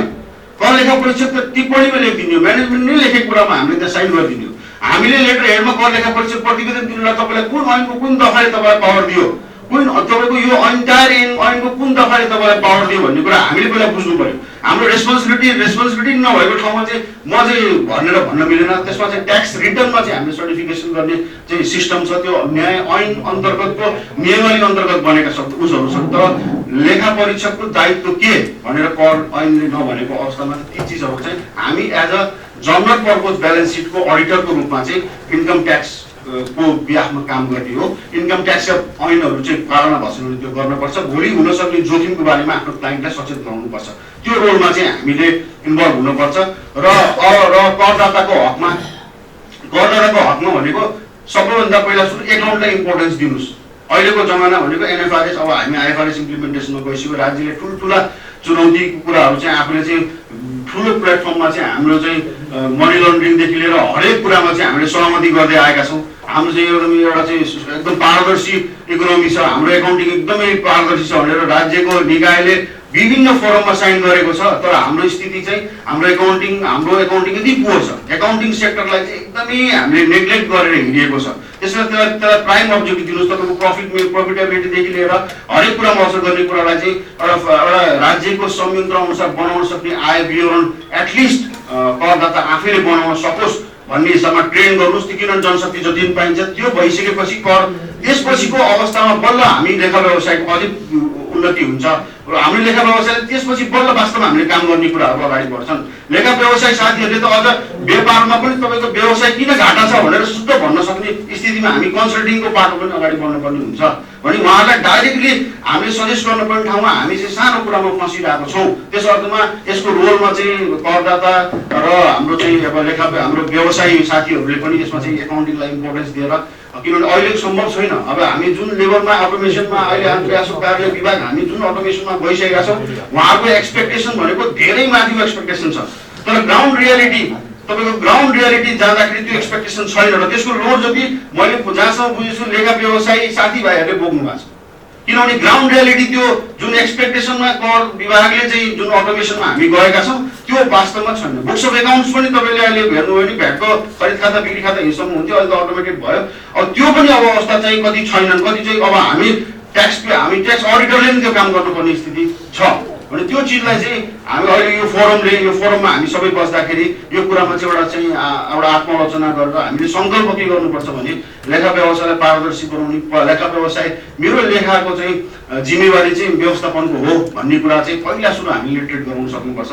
हामी सबै उद्योग व्यवसायहरूलाई चाहिँ यो चाहिँ तपाईँहरूकै काम हो भन्ने कुरा बुझाउनुपर्छ। र कति मलाई चाहिँ अन्तिममा धेरै समय भयो, म सानो एउटा कुरा चाहिँ धेरैको पहिलेहरू कस्तो भने नेपालमा हजारौँवटा ऐन कानुन होलान् तर लेखा परीक्षकले चाहिँ लेखेन भने फस्छ कि फस्दैन लेखा परीक्षक भन्ने शब्दहरू पनि छन् होइन। जस्तो आयकर एउटा भयो, सम्पत्ति शुद्धिकरण होला, तपाईँको अब तपाईँको लेबर एक्ट होला, होइन अनेक एक्टहरू छन्। ती एक्टमा सबै चिजमा हामीले एक एक पाना पल्टाउँदै अडिट गर्ने भने 365 दिन त हामीले अडिट गर्ने लाग्ला होइन। तर हाम्रो रोल के हो, हाम्रो रेस्पोन्सिबिलिटी के हो भन्ने कुरामा चाहिँ हामीले पहिला सुरु म्यानेजमेन्टलाई बुझाउनुपर्छ। मैले सबै ऐनका यो ऐनको पुरै परिपालन गरेछु भनेर पहिलो काम म्यानेजमेन्ट रिप्रेजेन्टेसन लेटर तपाईँहरूले लिएर राख्नुपर्छ। पहिलो काम तपाईँले मैले बोनस एक्टदेखि लिएर मैले हरेक कुरा मैले पालना गरेको छु भन्न पहिला सक्नु पर्यो। हामीले भनिँदैन भने त त्यसको लोड त हामीले लिन्छ। रिप्रेजेन्टेसन त त्यसको जिम्मेवारी को हो त करदाता नै हो नि अल्टिमेटली। हामी त प्रोफेसनल्स हो, हामीले उहाँहरूलाई ओपिनियन दिने, उहाँलाई हुन सक्ने रिस्कको बाटोमा हामीले सल्लाह दिने हो र तपाईँलाई यो ऐनको बारेमा लिटरेट गराउने हो होइन। भनेपछि त्यो जिम्मेवारी चाहिँ हाम्रो हुन्छ। त्यो चिजहरू चाहिँ हामीले बुझाउन सकौँ र यो क्षेत्रमा चाहिँ अब सरले भनिहाल्नुभयो वीरगञ्ज पछिको अब यो हाम्रो रूपन्देही त अतिमाथि पनि अहिले इकोनोमिक हिसाबले चाहिँ 5 नम्बर प्रदेश त इकोनोमिकमा ऱ्यापिडली इन्क्रिमेन्ट गरेको सेक्टर हो। यहाँ चाहिँ सम्भावनाहरू धेरै ठुलो सम्भावनाहरू छ करदातादेखि लिएर सबै चिजमा। अब यसरी पारस्परिक रूपमा चाहिँ हामीले कार्यक्रमहरू गर्ने भएर हाम्रो आफ्नो चाहिँ सङ्गठनको हिसाबले चाहिँ एउटा राय सल्लाहलाई कलेक्सन गरेर सरहरू मार्फत विभागमा माथि पुर्याउन सक्यो भने चाहिँ यहाँका विषयवस्तुहरूलाई चाहिँ अवश्य पनि राज्यले हेर्छ। तर त्यसमा चाहिँ क्रियाशीलता नै ठुलो कुरो हो। क्रियाशील भयो भने हामीले कुरा उठायौँ भने हामीले कुराहरू राख्यौँ भने अघि सरले भने जस्तै ती कुराहरूलाई सबै नोट गर्नु भएको छ। ती चिजहरू चाहिँ विषयवस्तुका हाम्रा छलफलका विषयवस्तु हुन्छन्, सम्बन्धित ठाउँमा छलफलका विषयवस्तु हुन्छन्। त्यो भएर यस्ता अन्तर्क्रिया कार्यक्रमहरू आउँदा दिनमा पनि एकदमै हुँदै जाओस्।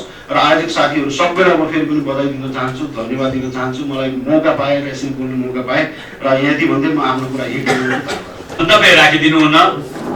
यस कार्यक्रमका प्रमुख अतिथि अन्तर्राष्ट्रिय राजस्व कार्यालय भैरवाका प्रमुख कर अधिकृत आदरणीय व्यक्तित्व श्री मुक्तिराम आचार्य सरलाई हार्दिक अनुरोध गर्छु। अत्यन्त छोटो सूचनामा र यो म आफैले के सोचेँ भने सम्भवतः यो पहिलोपटक होला हामीले समन्वय समिति गर्न गरेका छौँ। कर सप्ताह मनाउनलाई मैले भनेको थिएँ यो दिवस कर कार्यालयको मात्र होइन सबैको भनेर समन्वय समिति नै हामीले गठन गरेका छौँ। र त्यो दिन मैले जुन राखेको चाहिँ प्रस्ताव थियो त्यो प्रस्तावमा सम्पूर्ण उद्योग व्यवसायी साथीहरू र हाम्रा सम्पूर्ण नन अडिटर साथीहरू सबै साथीहरूले चाहिँ सहमति जनाउनु भयो। त्यसको लागि म पुनः हामी सबै चारवटै संस्था र अहिले यहाँबाट गोदीवासीका सबै सरहरूप्रति हार्दिक आभार व्यक्त गर्न चाहन्छु। र त्यो भनेमा मुजिबै कार्यक्रम अगाडि बढेको हामीले अत्यन्त खुसी लाग्छ। र आज मैले भने यो चारवटा संस्थालाई सँगै तपाईँहरू अलग अलग त धेरै गर्नुभएको थियो होला, त्यो जुटेर बसेका कार्यक्रम र उद्योग व्यवसायका साथीहरू पनि हुनुहुन्छ, त्यो हिसाबले पनि धेरै खुसी लागेको छ। र यसै सन्दर्भमा आज सबभन्दा पहिला त शिवरी सरले एउटा ओपनिङ चाहिँ एउटा केही पोइन्टहरू राख्नुभयो र त्यसको लागि चाहिँ हार्दिक आभार गर्न चाहन्छु। त्यसै गरी निक्षेत्रको साथीहरूले पनि दुईजना हुनुहुन्छ तर धेरै महत्त्वपूर्ण विषयमा चाहिँ बोल्नु भएको छ र करिब 7 जना साथीहरूले यहाँ केही जिज्ञासा राख्नुभयो र सबैप्रति म हार्दिक आभार गर्न चाहन्छु। र अब चाहिँ एउटा अब अहिले यो समापन सन्दर्भमा म धेरै बोल्ने मनमा छैन, तर कहिले काहीँ कस्तो हुँदैछ भने उठेका कुराहरूलाई चाहिँ बैठान गरिएन भने त्यो तपाईँको चाहिँ आकाशमा उडाएको चाहिँ रोबोट काहीँ न काहीँ त ल्यान्ड गर्नु पर्यो, ल्यान्ड गरेन त हराउला। त्यस कारणले मैले थोरै कुरा चाहिँ राख्ने भन्न चाहन्छु। र अब यहाँ अहिले मैले सबैभन्दा सुरुमा हाम्रो अनिल सरले उद्योग वाणिज्य व्यापार सङ्गठनको राख्नुभयो, बडा खुसी पनि लाग्यो र मलाई त्यसले ठुलो एउटा चुनौती पनि थप्यो। खुसी यो मानेमा लाग्यो कि उद्योग व्यवसायीहरूले जान्न खोज्ने विषय साह्रै राम्रो छ र जुन तपाईँ उद्योग वाणिज्य सङ्घको अध्यक्ष व्यापार सङ्घ अध्यक्ष हुनुहुन्छ, तपाईँको दायित्व नै यही हो कि आफ्ना सदस्यहरूलाई तपाईँको चाहिँ यस्ता विषयहरूलाई जानकारी गराउने। अब अहिले कस्तो छ भने अब प्यानको नवीकरण नहुने चिज हो प्यानमा पैसा लाग्ने यस्तो विषय आउनु गम्भीर। मैले त एउटा अनिल सर यही मञ्चमा के आएर 17,000 प्यान दर्ता माग्ने कुन व्यक्ति हो त्यो चाहिँ अब कोही न कोही त होला। यदि चाहिँ मेरो कर कार्यालय कर्मचारी हो या तपाईँको कुनै तपाईँको चाहिँ बाहिर बस्ने कर सहयोगी लेखा परीक्षक वकिलको हो, प्लिज मलाई नाम दिनुहोस्, म देनन्दिया त्यो मान्छेलाई सके कर कानुनले नभए चाहिँ मैले अन्य तपाईँको चाहिँ अन्य कानुनको सारा कारबाही लान्छु।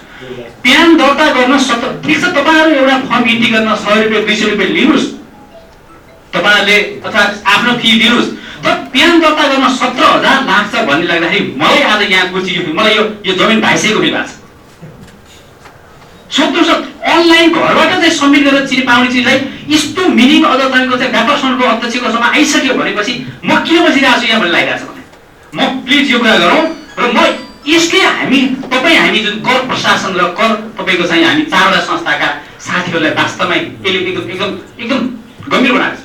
सोध्नुहोस् न 17,000 फी हुन सक्छ कुनै एउटा काम दर्ता गरेको। त्यस कारणले गर्दा म प्लिज आजको दिनले तपाईँ हामीलाई एउटा सद्बुद्धि के दिनु पर्यो भने फी कति लिने आफ्नो धर्म। मैले भनेको छु, मैले सबै साथीलाई बोला के भनेको छु भने त्यही माटाको चिया मलाई थाहा छैन कति 10-20 रुपियाँ कति होला, यही चिया 5 स्टार गरेर 500 पनि खाइयो। आफ्नो दर राखेर ल्याउ न यार, एसी सहितको सेवा दिउँ। तपाईँको चाहिँ हामी एसी बसमा चाहिँ 2000 तिर्छौँ, अर्को बसमा 500 तिर्छौँ। आफूले दर रेट राखेर सेवा लिउँ र साह्रै अन्याय हुने काम नगरौँ। यो विषयले चाहिँ तपाईँ हामीलाई सबैलाई गम्भीर बनाएको छ र गम्भीर मात्र होइन, म चाहिँ एकसम्म जाने छ, मैले घोषणा गरेको छु त्यो चाहिँ आउनु पर्यो। र अर्को जुन जहाँसम्म छ हामीले जुन भन्नुभयो तपाईँहरूले घर घरमा जाने कुरा, म टोलमा जान तयार छु हामीले। र अब तपाईँ हाम्रो चाहिँ पेमेन्ट गर्नु 1 पैसा लाग्दैन। तपाईँको प्यानको चाहिँ नवीकरण भन्ने हुँदैन, जीवनभरि नवीकरण हुने चिज यही हो। अरू सबै कुरा तपाईँको चाहिँ नवीकरण हुन्छ, यो नवीकरण हुँदैन। अब के छ भन्नुहुन्छ भने तपाईँको चाहिँ अघि हाम्रो एकान्तले भन्नुभयो यो अघि साथीले किन टिओटी ल्यायो। टिओटी भनेको चाहिँ कम्प्लायन्स कस्ट घटाउने, तपाईँको चाहिँ डुइङ बिजनेस घटाउने हो भने एउटा आफूसँग भएको फोनबाट ई सेवा आइपिएस वालेटबाट तपाईँको कर तिर्न सक्ने ठाउँमा 2 दिनसम्म आउनुपर्छ। यो चाहिँ अब उद्योग वाणिज्य र हाम्रो कमजोरी भयो। हामी जाउँ, म त भनेको छु हामी यो टाइसुट लाउने मान्छेहरू सधैँ भेट हुन्छ हेर्नुहोस्, त्यो चियाको चाहिँ किर्ती थाप्ने मान्छेको भेट भएको छैन, त्यहाँ जाउँ छलफल गरौँ। मलाई त के भन्छ भने अहिलेसम्म तपाईँलाई भनौँ कार्यक्रम राखौँ भन्दा चाहिँ मैले भनेको छु है। म विश्व सादा पनि भने अनिल सादा पनि भने मलाई निषेध आओस् ल सर तपाईँले फलद्रे कार्यक्रम भन्न आउनुहोस् त। म 1 वर्ष भयो तपाईँ कोही पनि आउनु भएन, मैले नै प्लिज कार्यक्रम राखिदिउँ न। त्यस कारणले गर्दा म के भन्न चाहन्छु भने हाम्रो उद्देश्य भनेको यत्रा रिफर्महरू कर समस्या चाहिँ पुर्याउने हो। अघि भन्नुभयो नि वास्तवमा हाम्रो वाले सरले यत्रो रिफर्म आएको छ, यो रिफर्मको बोझ चाहिँ सबै लेखा परिसकेको छ। किनकि तपाईँको अब न अनलाइन चाहिँ सबमिसन बुझ्छन्, न अनुसूचित 10 बुझ्छन्, न तपाईँको चाहिँ आइपिएसबाट पे गर्ने बुझ्छन्। यति सहज खालको सेवा छ। त्यस कारणले गर्दा योलाई म आजैको दिनमा चाहिँ के प्रण गर्छु भने हामीले यो इन्फर्मेसनलाई जबसम्म प्रशासनले पुर्याउँदैनौँ। अब बिचमा हाम्रो भीष्म सर बाहिर अमेरिका हुनुहुन्थ्यो, मैले हाम्रो चाहिँ वरिष्ठ उपायुक्तलाई भने मैले अब यो तपाईँले यो अडिटर राखेका कर्सरी राखेका लेखापा राखेका मान्छे त बुझेका छन्। त्यो तपाईँको त्यो गल्ला मन्डीदेखि लिएर अब गल्ला मन्डीमा प्रत्येक पसलमा 5 वटा प्यान छ है। मलाई मिडियाको साथी आउनुभयो, मैले भने के बाबा त्यो तपाईँको चाहिँ त्यो फल्नु तरकारीमा त अब एडभान्स ट्याक्स हुन्छ, उल्टो उहाँले राज्यसँग पैसा तिर्नुपर्छ, उहाँलाई 5 वटा प्यान बनाउन आवश्यक छैन। तर बुझ्नु भएन, उहाँले के भन्नु 20 लाख नआयो कि खत्तम हुन्छ भनेर चाहिँ अर्को प्यान जुन खान्छ। यस्तो स्थिति छ। त्यस कारणले गर्दा के भने यो स्थिति चाहिँ चिर्नको लागि हामी तयार छौँ र यो सामूहिक चाहिँ प्रतिबद्धता गरौँ, त्यो अभियानमा म जान्छु। मलाई तपाईँले मेरो हिस्ट्री हेरे पनि थाहा पाउनुहुन्छ, म चाहिँ तपाईँको चाहिँ पब्लिकसँग जान छलफल गर्न चाहिँ अलिक खुसी हुने मान्छे हो। मैले अस्ति भनेको थिएँ यहाँ कुनै एउटा राजस्व चुनाव केस आयो, एउटा चाहिँ मिडियाका साथीहरू बोल्नुहोस् भन्नु, मैले भने मैले अन्य निकायलाई आरोप लगाउँदैन, तर बोल्नलाई मलाई 1000 मान्छे लिएर जानुहोस्, म I am ready to do the public hearing. म सार्वजनिक सुनाइको लागि तयार छु, डिफेन्स तयार छु, बोल्न तयार छु। त्यस कारणले गर्दा जनता समक्ष जाने कसम जाने कुरामा समस्या रहँदैन र आजको दिनले हामीले के प्रण गरौँ भने कम्तीमा पनि यो जिल्लामा यस्ता अभियानहरू चाहिँ गरेर हामीले त्यो खालको सूचना जहाँसम्म पुर्याउने त्यहाँसम्म पुर्याउँ। त्यसमा म सम्पूर्ण चाहिँ मिडियाका साथीहरू, अब मिडियामा तपाईँको तपाईँहरूले पनि सहयोग गर्नुहोस्, हामीले सक्दो सहयोग गरौँला। तपाईँहरू चाहिँ कम्तीमा पनि त्यस्ता कुराहरू छलफल बसमा बातचितमा लिएर जाउँ भन्न चाहे। र अर्को कुरा जहाँसम्म जुन छ अहिले यो जुन अहिले हामीले जुन अहिले यो सप्ताहव्यापी कार्यक्रम छ, यसलाई सप्ताह मात्र होइन सधैँ लिएर जाउँ। मैले जस्तो यहाँलाई जानकारी होला, मैले लास्ट इयर मैले तपाईँको चाहिँ मिसम्याचको विवरण मैले तपाईँको चाहिँ सबै वार्ड आदाय पुऱ्याएँ, हेर्नुहोस् है। र तपाईँको 10 वर्षदेखि फर्म बन्द गर्न छोडेका स्टोर रुम सफा गरेर 1700वटा फाइल तपाईँको चाहिँ सिबी इन्ट्री नभएका फाइल भेटाएर सिबी इन्ट्री गरेर मैले खोजेर तपाईँको चाहिँ करिब 1500 फाइल मैले बन्द गरेँ। ठुलो राहत हो त्यो मान्छेलाई। तपाईँको मैले तपाईँलाई भनौँ मैले धेरै मान्छेको मैले म्यानुअल सिबी इन्ट्री गर्ने पुरानो डेटमा, त्यो जोखिम त मैले लिएँ नि। त्यो किन जोखिम लिएँ भने कम्तीमा ती साना चाहिँ व्यवसायहरू जसले अब बिचरा यहाँ ल्याएर फाइल बुझाएको छ, उसले त्यो कुरा बुझेको बन्द भयो भने अहिले हेर सबै भने मेरो साथीहरू मेरो चाहिँ तपाईँको मैले मेरा अफिसर र सुपारलाई मासिक तपाईँहरूले त्यो पुरानो सिबी चाहिँ तपाईँको नभएका डिएसले तपाईँलाई लक्ष्य दिएको छु मैले। मासिक एउटा टोलीले तपाईँको चाहिँ 200 को तले काम छोडिदिन्छ। यस्ता कामहरू तपाईँलाई धेरै कुरा पनि भएन, देखिन के गरे होला कर कार्यालयले भन्ने पनि लाग्छ होला। त्यस कारण यस्तो खालले हामीले धेरै खालले काम गरेका छौँ र अझै पनि गर्छौँ। यसले समग्रमा के हो भने तपाईँ हाम्रो चाहिँ एउटा भनौँ न अब चाहिँ हाम्रो चाहिँ एउटा पर्फर्मेन्स चाहिँ देखिने विषय र अर्को सुन्नुहोस् कहाँ कहिले काहीँ अहिले भन्नुहोस् बडा खुसी लाग्यो, कानुनको पालना चाहिँ भर्की भएन, जाँच्न सकिँदैछ, कोर्टमा जान्छ, अदालत जान्छ, के जान्छ, त्यो इथिक्स र इन्टिग्रिटी भन्ने कुरा सेल्फ चाहिँ रियलाइज गर्नुहोस्। त्यो न मुद्दा लाग्छ इथिक्सको, त्यो आफ्नो मनलाई सोध्ने अन्तर्मनलाई। त्यस कारण त्यो लेभलमा हामी पुग्न आवश्यक छ। मैले अघि अस्ति भनेको थिएँ एक्चुअली नारी ठाउँमा त हामीले गरेका कामले हामीलाई सधैँ प्यार छ। सेम प्रकृतिको फाइल छ तपाईँको चाहिँ एउटाको जिपिएको छ, एउटाको छ सेम प्रकृतिको फाइल छ, सेम तपाईँको चाहिँ के अरे टर्नओभर छ। हामी तपाईँहरूले कसरी सही गर्नु जस्तो लाग्छ क्या मलाई? एउटालाई 20 लाख कर तिराउनु छ, अर्कालाई 2 लाख कर तिराउनु छ, सेम खालको तपाईँको चाहिँ ट्रेडिङ आइडिया पनि छ अथवा चाहिँ तपाईँको इन्डस्ट्री सेम छ भन्न खोजा। यसको मतलब के भने अब सबैलाई इक्वल फुटिङ हुनुपर्छ भन्ने मेरो भनाइ होइन, किनभने तपाईँको अर्थशास्त्र दिएको एकाउन्टिङ प्रिन्सिपल अनुसार चल्दाखेरि हुनसक्छ बिजनेस चाहिँ लाखौँ घाटा हुनसक्छ। त्यही भएर राज्यले 7 वर्ष चाहिँ लस्कारी गर्ने भनेको छ, सधैँ घाटा हुन्छ भने छैन। त्यस कारणले त्यो हिसाबले चाहिँ हामी जान सकौँ। र हामी मैले भने जस्तो तपाईँको चाहिँ कर लेखापछि कुरा गर्दा तपाईँको चाहिँ हामीले कहिलेकाहीँ अब 1% 2% एभरेज इल्डिङ एभरेज चाहिँ रिएसेसनको इल्डिङ कति आएको तपाईँलाई थाहा छ कि त्यही हिसाबले तपाईँको चाहिँ अहिले भएका 14-15 लाख चाहिँ ट्याक्स पेयरको कर छुटेको त बर्बाद भएको छ, त्यसको जिम्मा कसले लिने हो त? कसैले त लिनु पर्यो भने त्यस हिसाबले पनि हामीले बुझ्नु छ। र फेरि यति भनिरहँदाखेरि हामी चाहिँ एउटै पुलमा छौँ। तपाईँको साइडपट्टि चाहिँ पाल परेर म खुसी हुनुपर्ने आवश्यक छैन। त्यो पानी भइदिँदाखेरि तपाईँ डुब्दाखेरि म पनि डुब्ने हो र व्यवसाय पनि डुब्ने हो, तिनटै कुरा डुब्ने हो। त्यो कुरा चाहिँ हामीले बुझ्न आवश्यक छ र आज चाहिँ त्यो हिसाबले चाहिँ हामी बढौँ। र मैले यहाँ जुन छलफलमा आज उठेँ, जुन एउटा छलफलमा जुन जुन जुन आइरहेको कुराहरू छन् त्यो विषयमा तपाईँहरूलाई मैले पटक पटक भन्ने के गरेको छु भने म 2टा एस्युरेन्स गर्छु तपाईँहरूलाई। 2टा एस्युरेन्स के गर्छु भन्दा अपरेसन लेभलमा मैले कुनै सकेसम्म मेरो क्षमताले भ्याएसम्म, मेरो जनशक्तिले भ्याएसम्म, मेरो क्यापासिटीले पुगेसम्म अपरेसन लेभलमा मैले समस्या हुन दिन्न भनेको छु र सकेसम्म म यो चाहिँ उद्योगवाणिज्य गर्दै म प्रण गर्छु। यो कुरा मैले हिजोका कालमा पनि गरिरहेको थिएँ र अब पनि गर्छु। र अर्को कुरा के भने पोलिसी लेभलमा पुर्याउनु पर्ने कुरा तपाईँलाई थाहा होला हाम्रै कारणले चाहिँ कतिपय चाहिँ विभागका हाम्रो के अरे डिआर सर हुनुहुन्छ, हाम्रा यहीका कारणले गर्दा हामीले तत्काल टेलिफोन गरेर 1-2 दिनमा पनि हामीले सिस्टममा चाहिँ सुधार गराएको छौँ। त्यो कुरा हामीले गराउँछौँ र त्यसको लागि मैले अघि नै भने तपाईँहरू पनि ओज हुनु पर्यो नि। कहिलेकाहीँ ओहो यतिका मान्छेलाई त ख्याल गर्नुपर्छ, यतिको जिल्लालाई त ओज त बनाउनु पर्ने, आफ्नो व्यक्तित्व हाइट त तपाईँले बनाउनु पर्यो नि।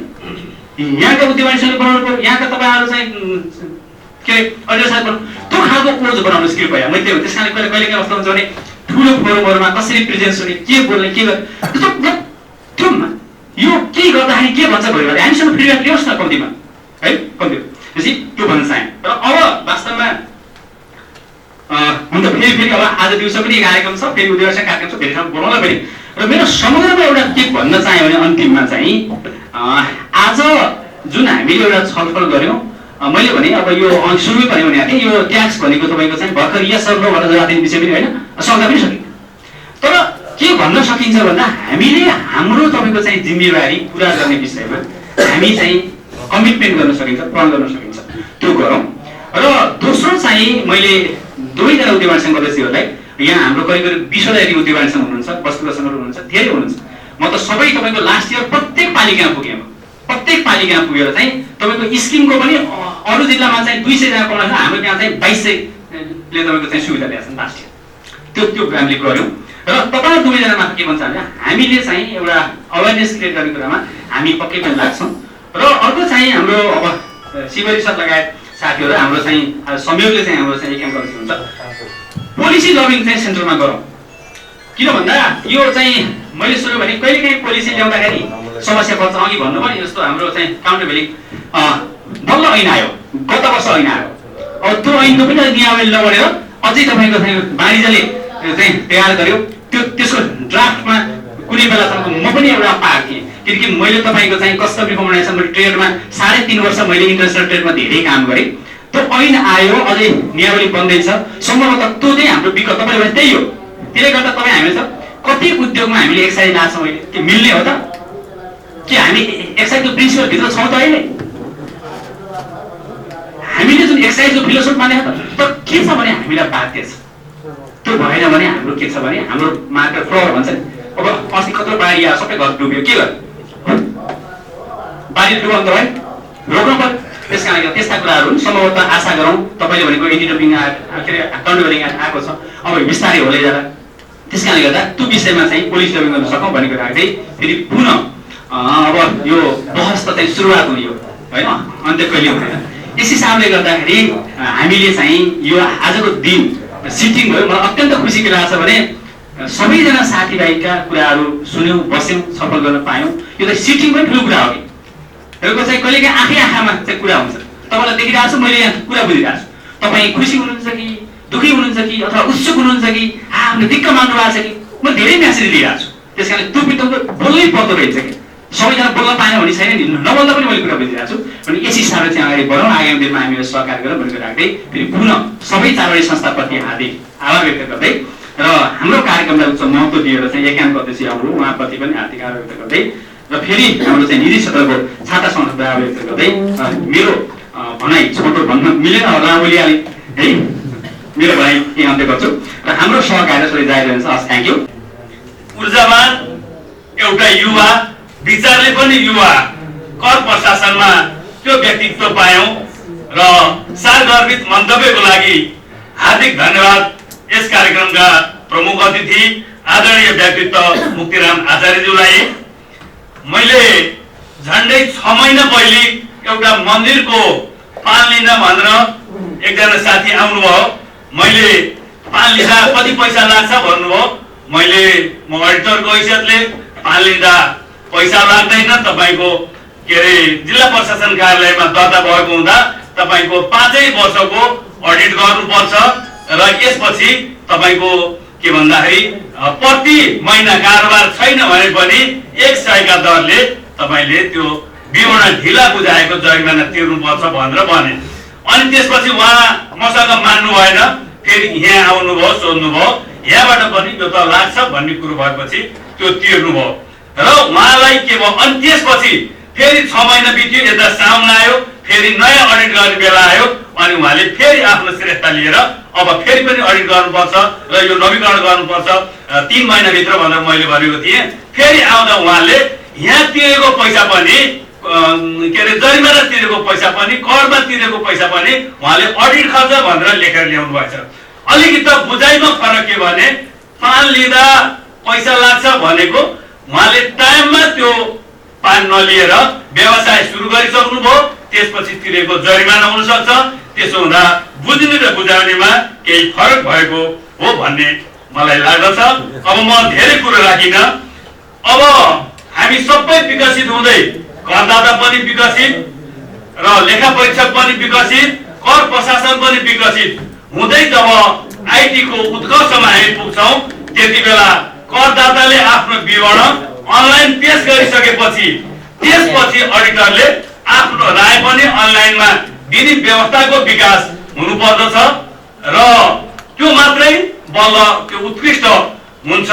र अहिले अडिटरलाई केही पनि अधिकार छैन, उसले करदाताको उसको युजर आइडीबाट उसले भेरिफाई गर्छ।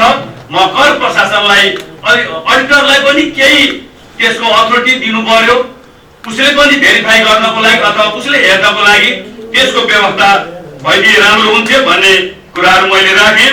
र यति भन्दै अब म अन्तमा धन्यवाद सहित आफ्ना केही कुराहरू राख्दै यो कार्यक्रमलाई समापन गरिदिनु। आजका अध्यक्ष आइक्यान ब्रान्च बुटवलका अध्यक्ष श्री शिवहरि शर्माज्यूलाई अनुरोध गर्दै म सञ्चालक गोविन्द रेग्मी यही बिदा हुन्छु। हुन सक्दैन भन्ने एउटा जानकारी गराएँ। र अर्को सरलाई राज्यलाई भन्नुपर्दा कानुन चाहिँ नि आफ्नो दायरामा भएन भने त्यसको कम्प्लायन्स हुन सक्दैन, त्यसको नन कम्प्लायन्सतिर जान्छ। सायद त्यसैको कुरा होला चाहिँ सरले चौधमा सल्युट भन्नु जाने पर्चेस गर्दाखेरि ट्याक्स एडभान्स ट्याक्स दिनु भनेको यो चाहिँ प्रिन्सिपल विपरीत हो। मेरो पनि यसमा सहमत छ, मेरो हाम्रो आइक्यानको धारणा त्यही छ। यसको मलाई लाग्छ चाहिँ नीति निर्माण गर्दाखेरि चाहिँ राम्रोसित छलफल नगरेर हो कि जस्तै अब रुपेशजी हुनुहुन्छ, सबैले कुरा आएको छ, सबै समेटिएको छ। त्यो ठाउँमा सही तरिकाले रिप्रेजेन्टेसन नभएको हुनसक्छ। त्यसका राज्यले त सहिलो छ, राज्यले त कर बढाइदिए 2 रुपियाँमा 4 रुपियाँ गर्दै उसले सहिलो हो। उता जहिले पनि वास्तवमा राज्यको कमी त हो, उसले छलफल चाहिँ गराउँदैन।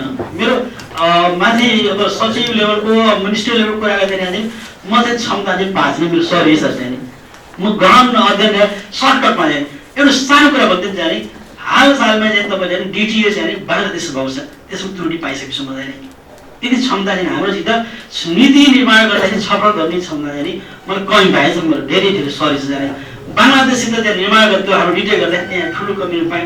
हाम्रो साथी हाम्रो सचिव लेभलका चाहिँ को कम्प्लेन अथोरिटी राज्यको तर्फबाट म चाहिँ भाइ यसको म धेरै धेरै चाहिँ क्षमा गर्दछु सरलाई चाहिँ यसलाई चाहिँ अन्यथा नलिनुमा भने क्षमता म पाइनै सक्छ, त्यसको कमी म ठुलो थिएँ भने वास्तवमा अब धेरै कुरा यहाँ उठे आफै पनि चाहिँ उत्तरित भइसकेका छन् भन्ने म राखेँ। त्यस्तै कुरामा अहिले सबैका कुराहरू राम्रा छन्। यहीँबाट आए विश्वासको कुरामा म त सिम्बोलिक भनिदिएको हेर्नुहोस् त्यहाँ धेरै गहन कुरा छन् त्यहाँ विश्वासको कुराहरू चाहिँ समयमा आएर छलफल गर्न पर्छ त्यहाँ। र अर्को कुरा चाहिँ जुन विश्वासको कुरामा चाहिँ यो सम्पत्ति सूत्र ऐन पढ्नु केवाइसी भनेको छ, knowing doing business with knowing person. चाहिँ हामीले अब कहाँ जानुपर्छ, कसरी गर्नुपर्छ भनेर चाहिँ म कसित कारोबार गरौँ, राज्यले त भनेको छ, ऐनले भनेको छ doing business with knowing person KYC लिनुहोस्। कतिपय ठाउँमा चाहिँ बिक्री गर्दाखेरि चाहिँ त्यो तपाईँको प्यान नम्बर मात्रै भएर होइन, त्यो मान्छेको उसको आइडी दुईवटा आइडी, कुनै व्यक्तिको दुईवटा आइडी हुन्छ, एउटा लोकेसन आइडी हुन्छ, एड्रेस आइडी हुन्छ, उसको पर्सनल आइडी हुन्छ। राज्यले जाने प्यान भनेको जाने पर्सनल आइडी र लोकेसन आइडीको दुईवटा रूपमा चाहिँ गर्नुपर्ने वास्तवमा यो आज 10 वर्षमा त भनिरहेको छु त राज्यले अब नसुनेको के हो। अब तपाईँले भेरिफिकेसन गराउनुहोस् न जाने 2 वर्ष भयो 3 वर्षमा नन फाइलर छ, एउटा चिठी काट्नुहोस्, तपाईँ कन्सल्टेन्ट हायर गर्नुहोस्, हामी अडिटर छौँ सबै सम्झाने हेर्नुहोस् जाने चिठी काट्नु उसले फिजिकल भेरिफाई गराइदिनुहोस् न जाने कति सर्ट छ। 2 वर्ष किन नन फाइलर कोर्ने हामी जाने किन उसले कारवाही गर्ने 2 वर्षपछि 3 वर्षपछि जाने 6 महिना नन फाइल छैन को हो त यो। तपाईँको दायरा त सीमित छ नि त, यही क्षेत्र त हो नि, तपाईँ चिन्न पनि सक्नुहुन्छ जाने उसको करदाताका जान पनि सक्नुहुन्छ, सरले राज्य पुग्न सक्छ। नभए हामी जान्छौँ हामीलाई भन्नुहोस् होइन ल हामी जाने यो चाहिँ भेरिफिकेसनलाई चाहिँ हामी मान्छे राख्छौँ किन नन फाइलर भयो जाने उसले जाने जाने गरिरहेको छ कि अन्जानमा हो कि आज फर्म आवेशमा आएर फर्म दर्ता गऱ्यो ऊ विदेश हिँड्न दियो जाने 2 वर्ष हो 3 वर्ष प्राणी खोज्दै हेर्नुहोस् 10 वर्ष विदेश अमेरिकाहरू बस्दै प्राणी यहाँ आएको छ हेर्नुहोस् जाने कसरी गर्ने हो कतिपय ठाउँमा चाहिँ बदमासी हुन्छ कतिपय चाहिँ यथार्थ समस्याको सोच्दाखेरि सरले पनि यो राज्यमा कुरा राखिदिनु पर्दाखेरि भेरिफिकेसन गर्न हामीले गरिदिउँला नि त गएर वडामा गर्ने हेरिदिनु पर्यो मान्छेले वडाले चिठी काटोस् न यो वडा लेख्न यो मान्छे छ कि छैन यो फर्म छ कि छैन भने नन फाइनल 2 वर्ष 4 वर्ष 5 वर्ष कुन अवस्था मलाई त लाग्दैन त्यसलाई चाहिँ करेक्टिभ मेजर्स हेरौँ जाने होइन त्यसलाई करेक्सन गर्न सक्छ प्रिभेन्टिभ मेजर्स गर्न सकिन्छ त्यसलाई चाहिँ धेरै ढिलो नगरौँ 6 महिना गर्दैन उसको पछि लाग्नुहोस् त जाने के गर्नु पर्दैन भन्ने म राज्य सरलाई चाहिँ म जानकारी गराएँ त्यो बेटर होला भन्ने त्यो चाहिँ एउटा इन्डियन ब्याङ्क खाता खोल्नुहोस् एउटा थर्ड पार्टी एउटा कन्फर्मेसन लेटर एउटा चिठी जान्छ राज्यको त्यहाँ तपाईँले जाने एक्नोलेजमेन्ट यो रजिस्टर्ड पोस्ट जान्छ त्यहाँ ब्याङ्क खाता खोलेको मान्छे सही छ कि छैन भनेर नि पोस्ट गभर्मेन्टको च्यानलबाट जान्छ त्यसको जवाब आवश्यक बल्ल उसले चाहिँ उसले फर्दर कारवाही गर्न सक्छ भन्ने त्यस्ता सिस्टमहरू छन् होइन र केवाइसीले धेरै नै धेरै कम्प्लायन्स गर्नुपर्छ राज्यले यसको लागि त्यो केवाइसी त हो नि तपाईँ थर्ड पार्टी कन्फर्मेसन गर्नु घरैमा गएर गर्नु भनेको त केवाइसी त छ कि छैन भन्ने कुरा मलाई लागिरहेको छ भने त्यस्तो प्रिजेम्पटिभ ट्याक्समा त समस्या त कतिसम्म कति हेर्नुहोस् करका जाने प्रिजेम्पटिभ ट्याक्स र टिओटी ट्याक्सका कुरा जाने होइन भन्दै कुरा जाने तपाईँको टिओटीमा अब गाडी किनेको छ त्यो डेप्रिसिएसनै छैन भोलि दिनमा 2 वर्ष टिओटी गरेर 3 वर्ष 3 करोड पुग्दियो अरे पुराना विगतका सम्पत्तिहरूको खर्च लेखाङ्कन कसरी गर्ने त्यसलाई क्यारी अन कसरी गर्ने हो त्यतिमा डे वान के समस्या छ डे वान चाहिँ 20 लाख 15 लाख भयो डे वान भइराखेको थियो सम्पत्तिहरू थियो 3 वर्ष तान्दाखेरि कसरी तानियो भने भित्र त अन्डरलाइङ प्रब्लम्स त कति छन् कति हेर्नुहोस् होइन त्यो पहिलो चरण वास्तवमा चाहिँ मैले कम्पेयर इन्डियाको कन्टेस्ट विदेश कन्टेस्ट गर्दै हामी अवेरनेसमा धेरै नै धेरै तल छौँ यो जाने सत्य हेर्नुहोस् होइन म त्यही लागिरहेको जाने अवेरनेस होस् त्यहाँबाट कम्प्लेन्स लेभल पुगिन्छ अझै पनि हामी चाहिँ दफा सञ्चालनको सरले बल्ल सुनिरहेको छ 50 लाख कुरा बल्ल सुनिराख्नु छ आगो कति वर्ष भइसक्यो जाने यो अहिले तालमेल जनतन व्यवहारिक दृष्टिकोणले राज्य चलिरहेको छ अब यो राम्रो होला नराम्रो होला यो आफ्नो ठाउँमा छ आफ्नो कुरा मनन गर्ने कुरा हो त्यो अवेरनेस चाहिँ अहिले चाहिन्छ यस्ता कार्यहरू चाहिँ व्यापक हुनुपर्छ यहाँले काठमाडौँसम्म हुनुपर्छ भन्ने मलाई लागिरहेको छ है सर भन्ने कुरा मैले भने